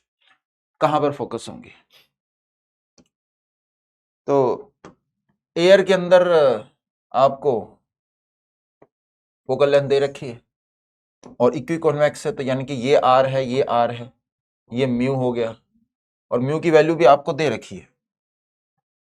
ठीक है, water की दे रखी है और इसकी इक्विवेलेंस ग्लास की देखिए 3/2, तो म्यू की वैल्यू आपको 3/2 दे रखी है। तो आप क्या करें, हवा के अंदर जो है इसकी फोकल लेंथ दे रखी है, तो आप डायरेक्टली जो है म्यू निकाल लीजिए। कैसे? 1/f is equal to mu minus 1/r1 जो कि होगा r, माइनस 1/r2 जो कि होगा माइनस r, तो ये भी प्लस r। तो 1/f की वैल्यू आ जाएगी म्यू माइनस 1, 3/2 माइनस 1, 1/2, और ये आ जाएगा 2/r, तो ये f की वैल्यू r आ जाती है, तो f की वैल्यू r है। ठीक है, तो आपको यहां पर रेडियस ऑफ कर्वेचर एक तरह से मिल गया 25 सेंटीमीटर, क्योंकि दे रखा है lens of focal length 25 centimetre when in air, तो हवा में इसकी जो फोकल लेंथ थी वो 25 सेंटीमीटर थी, इसके अंदर रेडियस ऑफ कर्वेचर आपको मिल गया है। अब आप इसके लिए फोकल लेंथ निकालना चाहते हो तो मदर फॉर्मूला इसके लिए आप आराम से लगाइए। ठीक है ना, तो मदर फॉर्मूला लगाने जा रहे हैं, तो देखिए ये रहा लेंस, यहाँ पर क्या है पानी, यहाँ पर क्या है हवा, यहाँ पर क्या है लेंस, इसका है 1.5, इसका है 4/3,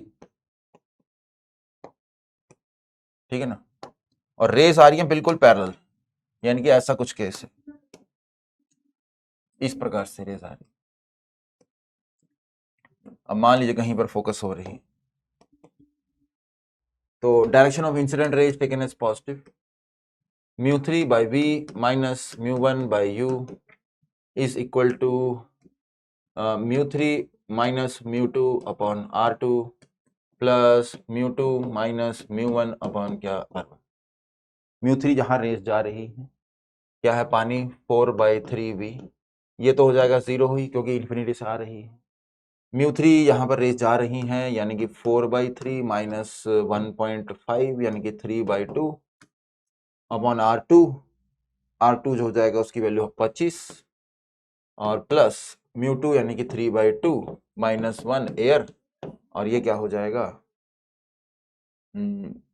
r2 यहाँ पर हमारे पास क्या आ रहा था नेगेटिव, ये नेगेटिव हो जाएगा, और ये हो जाएगा पॉजिटिव, ये भी 25 है लेकिन पॉजिटिव, ये पॉजिटिव है वो नेगेटिव है।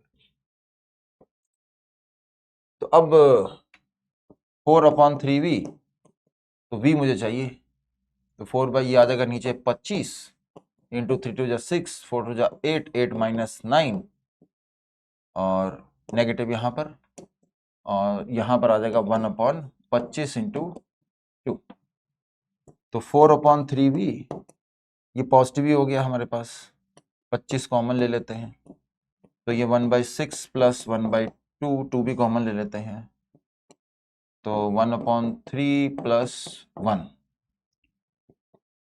तो 4/3v is equal to 1/25 into 2 into 3, ऊपर क्या आ जाएगा 4।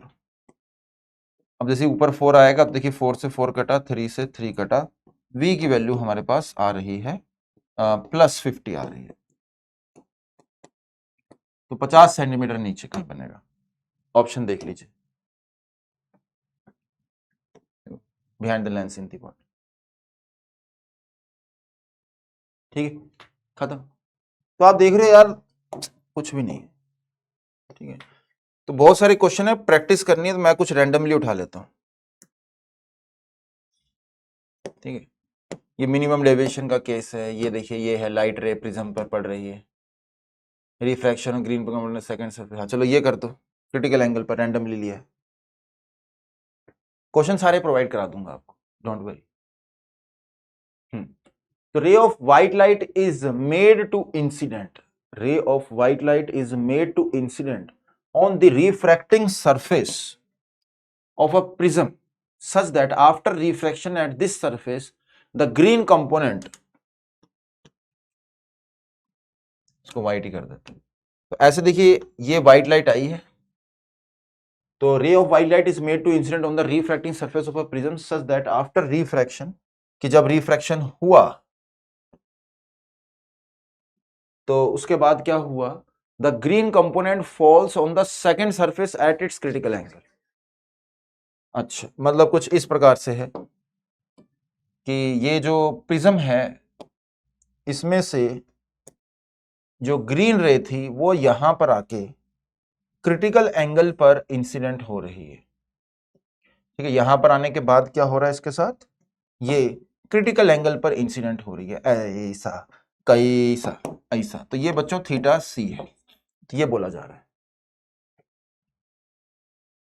The colours present in the emergent रे विल बी, अच्छा जो मतलब जो यहां से इमर्जेंट रे है उसके अंदर कौन कौन से कलर प्रेजेंट होंगे ये पूछा जा रहा है। Yellow, green, golden, Indigo, blue. तो देखो इसके लिए क्या करना है, सबसे पहले विब ग्योर लिख लो। ठीक है, इस डायरेक्शन में क्या हो रहा है, इसमें वेवलेंथ बढ़ रही है, तो अगर बढ़ रही है तो म्यू इधर बढ़ेगा, है ना, वेवलेंथ इधर बढ़ रही तो म्यू इधर बढ़ेगा। और अगर हम क्रिटिकल एंगल की बात करें तो उसका फॉर्मूला है sine inverse of 1 upon mu. तो अगर म्यू बढ़ रहा है तो क्रिटिकल एंगल कम हो रहा है, ठीक है ना, क्योंकि म्यू बढ़ेगा तो क्रिटिकल एंगल कम होगा। तो म्यू किधर बढ़ रहा है, इधर, तो क्रिटिकल एंगल इधर बढ़ता है, इसका मतलब ये, मतलब म्यू का उल्टा है। तो क्रिटिकल एंगल जो है इनका सबका ज्यादा हो। अब ध्यान से सुनिए, ये ग्रीन वाली बेचारी क्रिटिकल पे गई, ग्रीन वाली क्रिटिकल पे गई। अब जो बाकी होंगी उनके लिए क्या होगा केस, जैसे ये ग्रीन के लिए केस तो हम समझ गए। अब हम ऐसा करते हैं, एक केस ले लेते हैं रेड का, एक केस ले लेते हैं वॉयलेट का। तो अब हम एक रेड का केस ले लेते हैं, ठीक ना, दोनों का केस है। तो पहले एक रेड का ले लो भाई, वॉयलेट छोड़ो, पहले रेड का देखो। तो यहां पे पहले स्नेल्स लॉ लगाते हैं। तो हम लिखेंगे हवा के लिए साइन आई, फिर इसके बाद म्यू साइन यहां पर R1, ये R1 होता है। और बच्चों ये जो चीज है ये आपके पास सॉरी R2 होती है, R2 R1 प्लस R2 बच्चों कितना A। तो अब देखिए रेड के लिए क्या है, रेड के लिए ये तो सेम है भाई, ये सेम है क्योंकि व्हाइट लाइट का ही पार्ट थी रेड। अब म्यू इधर की तरफ क्या हो रहा है, बढ़ रहा है, म्यू इज इंक्रीजिंग, लैम्डा इधर बढ़ रहा है, म्यू इधर बढ़ रहा है, थीटा सी इधर बढ़ रहा है। तो इधर बढ़ रहा है तो इसका मतलब ग्रीन का म्यू ज्यादा है, रेड का म्यू कम है। अगर रेड का म्यू कम है तो R1 ज्यादा होगा, R1 ज्यादा होगा तो R2 कम होगा। तो इसका मतलब ग्रीन के कंपैरिजन में R2 कम है, ग्रीन के कंपैरिजन में R2 यहां पर कम है। ग्रीन का R2 थीटा सी था ग्रीन के लिए, रेड के लिए थीटा सी की नहीं बात कर रहा मैं, R2 की बात कर रहा हूं। इतना तो मैंने प्रूव कर दिया कि वो कम है। लेकिन थीटा सी की बात की जाए, थीटा सी, ये देखिए, तो थीटा सी इधर बढ़ रहा है, इसका मतलब रेड का थीटा सी ज्यादा था। इसका मतलब क्या है, रेड का क्रिटिकल एंगल ज्यादा था, ग्रीन के क्रिटिकल एंगल से ज्यादा था। और अभी एंगल ऑफ इंसिडेंस ग्रीन के एंगल ऑफ इंसिडेंस से कम है, यानी कि अल्टीमेटली रेड के लिए एंगल ऑफ इंसिडेंस जो है वो क्या आ रहा है, क्रिटिकल एंगल से कम आ रहा है। और अगर angle of incidence critical angle से कम हो तो क्या होता है, रिफ्रैक्शन होती है। और angle of incidence critical angle से बड़ा हो तो क्या होता है, TIR। तो इसका मतलब ग्रीन जो है वो हमको पता चल गया कि यहां पर ग्रीन जो है ये क्या कर रही है, रिफ्रैक्शन, मतलब दूसरे मीडियम में जाएगी। The colours present the emergent रे। अब इसी तरह से वॉयलेट के लिए अगर पूछोगे तो देखो मैं बोलूंगा वॉयलेट के लिए देखिए म्यू क्या है, ज्यादा, तो आर कम, तो इसका मतलब R2 ज्यादा, R2 ज्यादा, क्रिटिकल एंगल कम, तो इसका मतलब एंगल ऑफ इंसिडेंस जो है वो TIR करवाएगा, तो इसका मतलब बाकी तो बेचारे जो हैं वो छूट जाएंगे। तो वायलेट इंडिगो ब्लू मिलेगा क्या, ना जी ना। येलो ऑरेंज रेड मिलेगा, यस, तो ये सही है, येलो ऑरेंज रेड मिलेगा। ठीक है, बेसिक सवाल। ठीक है, और देखो NACP 2019, a pin of small length A is placed along the axis of a concave mirror of focal length है। तो देखिए एक कॉन्केव मिरर है, फोकल लेंथ है इसकी F, at distance U greater than F, तो इसकी फोकल लेंथ जो है यहां पर है, तो यहां पर कहीं पर आपने रख दिया,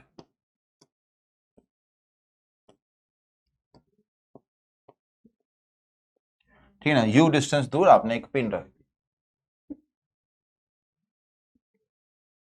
ठीक है, तो length of its image is B, if the same object is placed perpendicular to its axis at the same distance U and focal and the length of its image is now C, then question को समझना जरूरी है, NACP 2019 में आया है। तो कह रहा है pin of small length A is placed along the axis, मतलब क्या along the axis का मतलब क्या है, मतलब ऐसे कुछ along the axis greater than F, ये F है, along the axis का मतलब ऐसे। The length of its image is B, तो इसकी जो लेंथ थी इमेज की वो थी B। If the same object is placed perpendicular to the axis at the same distance U, the length of image is C। तो ऐसे रखा, इसकी लेंथ तो L मान लो, ठीक है ना, तो इमेज की, इस केस में इमेज की लेंथ क्या आती है,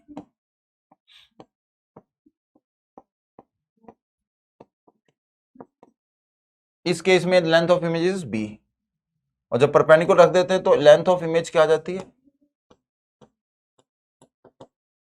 C। तो बता दो B equal to C equal to C equal to this,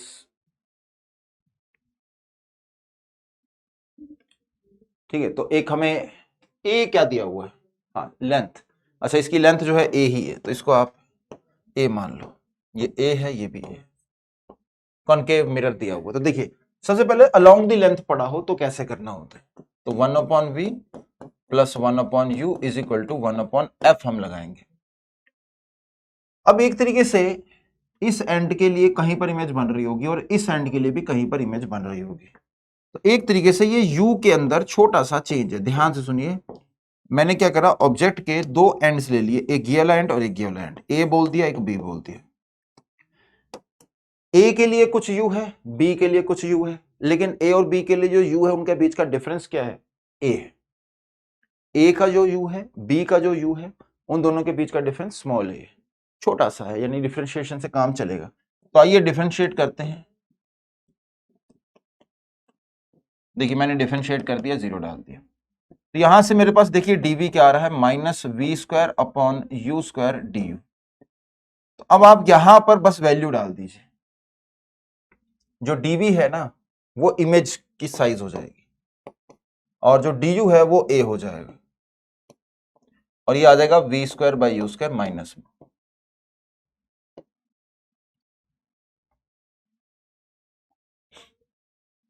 ठीक है भाई, मैग्नीट्यूड में लिखना है तो डब्बा लगा सकते, तो ये प्लस हो जाएगा, 3 डब्बा लगा, इस तरह से साइज की बेसिस पे हमने विदाउट एनी साइन कंसीडरेशन हमने इस तरीके से बना दिया।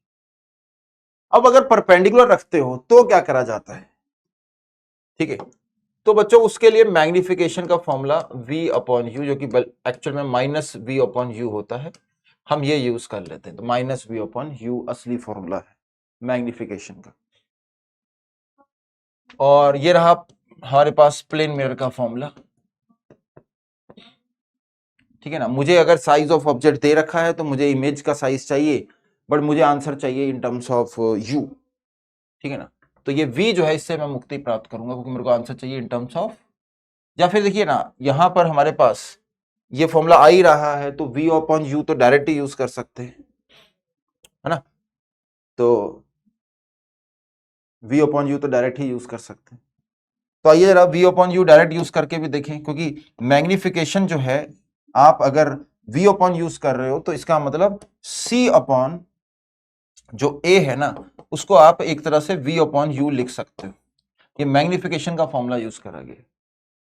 तो अगर हमने इस तरह से मैग्निफिकेशन का फॉर्मूला यूज किया है, तो अब देखिए जरा क्या आंसर आने वाला है। b is equal to C square upon क्या a square, c upon a, b square, और यहां पर आ गया a, तो A B equal to C square आ रहा है।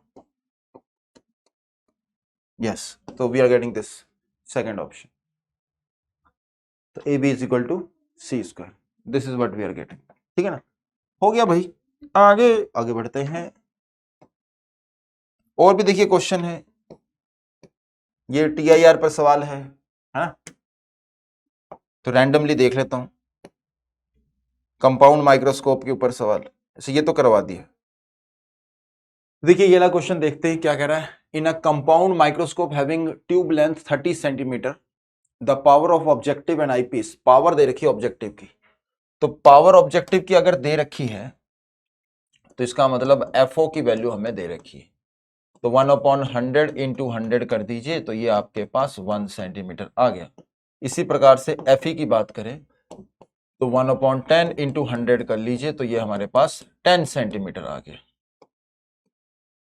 तो F और FE दे रखी। पूछ रहा है then the magnification produced by the microscope when the final image is at the least distance of distinct vision।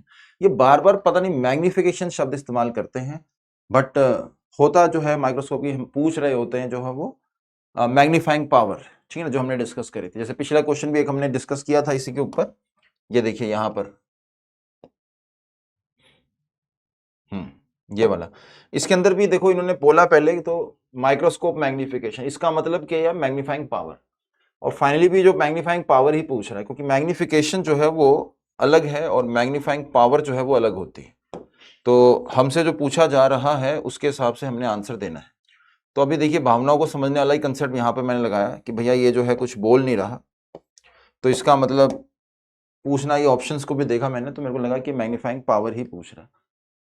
It should be written specifically magnification of microscope या फिर मैग्नीफाइंग पावर।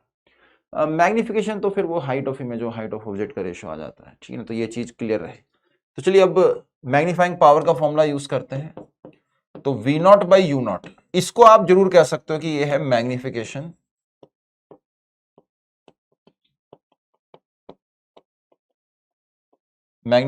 ऑफ क्या, of objective, इसको आप जरूर ये कह सकते हो। फिर आ जाएगा आगे क्या, 1 प्लस D अपॉन FE। तो अब देखिए आंसर मुझे निकालने के लिए मुझे मैग्निफिकेशन ऑफ ऑब्जेक्टिव चाहिए। ऑब्जेक्टिव की मैग्निफिकेशन जो है वो अगर मुझे मिल जाए तो क्वेश्चन बन गया, क्योंकि यहां पर देखिए capital M is equal to V0 by U0 आ रहा है, और 1 प्लस D की वैल्यू 25 है और FE की वैल्यू कितनी भाई, 10। तो मुझे बस V0 बाई U0 निकालना और आंसर आ जाएगा। अब V0 बाई U0 कैसे निकालूं सर? देखिए V0 बाई U0 निकालने के लिए हमारा सारा फोकस जो है हम जो है कर देते हैं किसके ऊपर, फोकस कर देते हैं हम ऑब्जेक्टिव के ऊपर, ठीक है ना, सारा फोकस है ऑब्जेक्टिव के लिए ऊपर। तो ऑब्जेक्टिव के लिए लगाइए 1/V, माइनस में ही होता लेकिन मैं इसको प्लस इसलिए डाल रहा हूं क्योंकि मैं सिर्फ और सिर्फ वैल्यू डालूंगा अब यहाँ पर, ठीक है। तो ऐसा करता हूं 1/V यानी कि V0 माइनस 1/U, लेकिन U भी नेगेटिव है तो U0, और F हमारे पास पॉजिटिव है FO। तो ये मैंने किसके लिए लिख दिया, ऑब्जेक्टिव के लिए। तो दिस इज फॉर ऑब्जेक्टिव। मुझे V0 बाई U0 चाहिए, ध्यान सुनिए, मेरे को V0 बाई U0 चाहिए। तो उसके लिए F0 चाहिए होगा, F0 हमारे पास है 1 सेंटीमीटर, तो यानी कि 1/V0 प्लस 1/U0 की वैल्यू तो 1 मिल चुकी है। तो ये हमारे पास इक्वेशन A आ चुकी है। अच्छा और क्या दे रखा है, compound microscope having tube length 30 centimetre.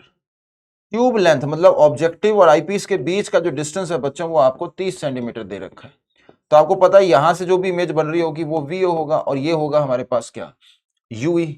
अब यूई कितना है, एफ ई यानी कि 10, तो इसका मतलब वी नॉट की वैल्यू तो आपको दे दी, अगर ये 10 है तो ये क्या होना चाहिए 20, तो अगर ये 20 है वी नॉट, तभी तो ट्यूब लेंथ आ रही है 30। तो जस्ट आप क्या करेंगे, यहां पर ये 20 है और इक्वेशन में जा यहाँ पे 20 डाल दीजिए, यू नॉट निकाल लीजिए, V naught by you naught की वैल्यू आएगी, वो यहां डाल दीजिए, एम आ जाएगा, खत्म ही हो गया क्वेश्चन तो। ठीक है, क्लियर है।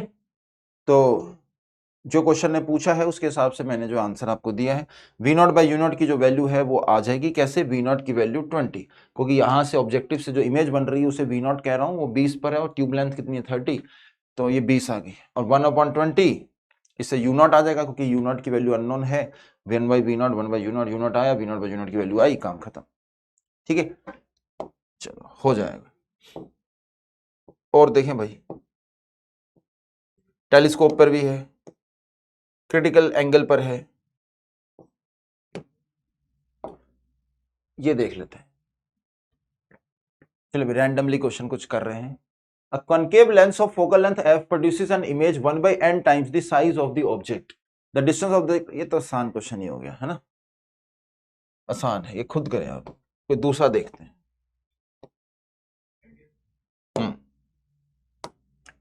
A small fish 4 cm below the surface of a lake is viewed through a thin convergent lens of focal length 30 cm held 2 cm above the water surface. Refractive index of water is the image of the fish.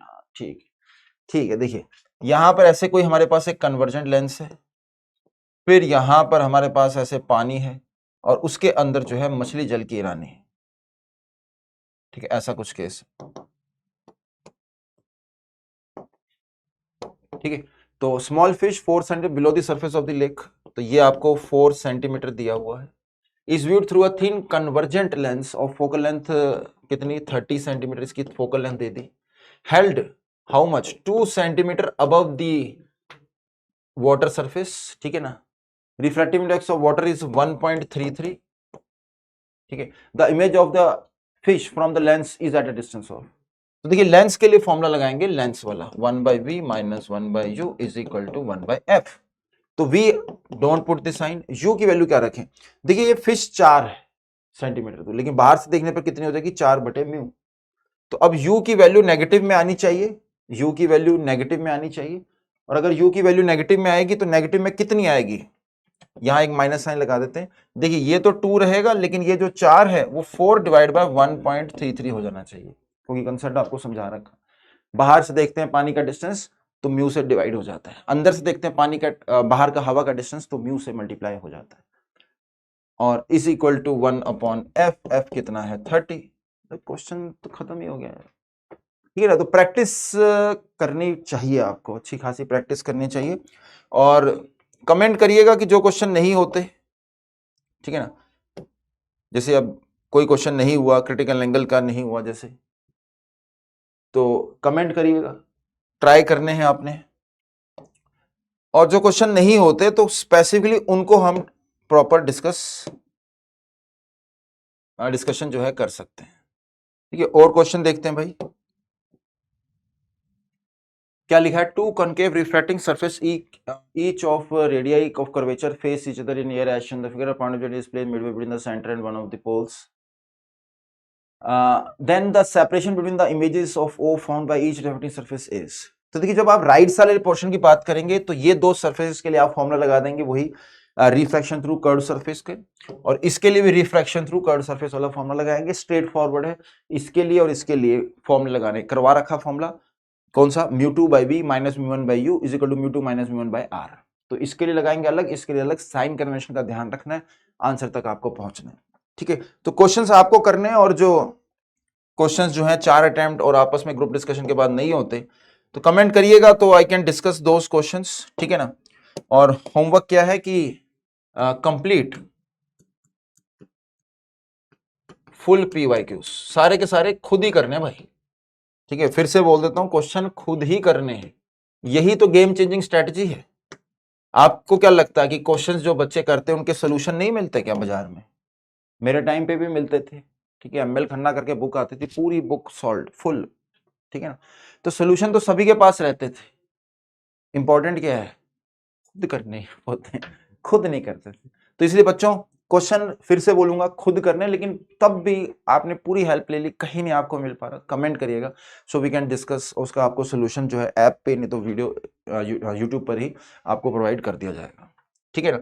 तो complete this chapter full जो है, आप एक तो HCB करेंगे पूरी की पूरी, ठीक है, और एचसीबी हो गई जो कि मैंने हमेशा से आपको होमवर्क दिया ही है, और साथ में जो है आपको जो असाइनमेंट मिलेंगे,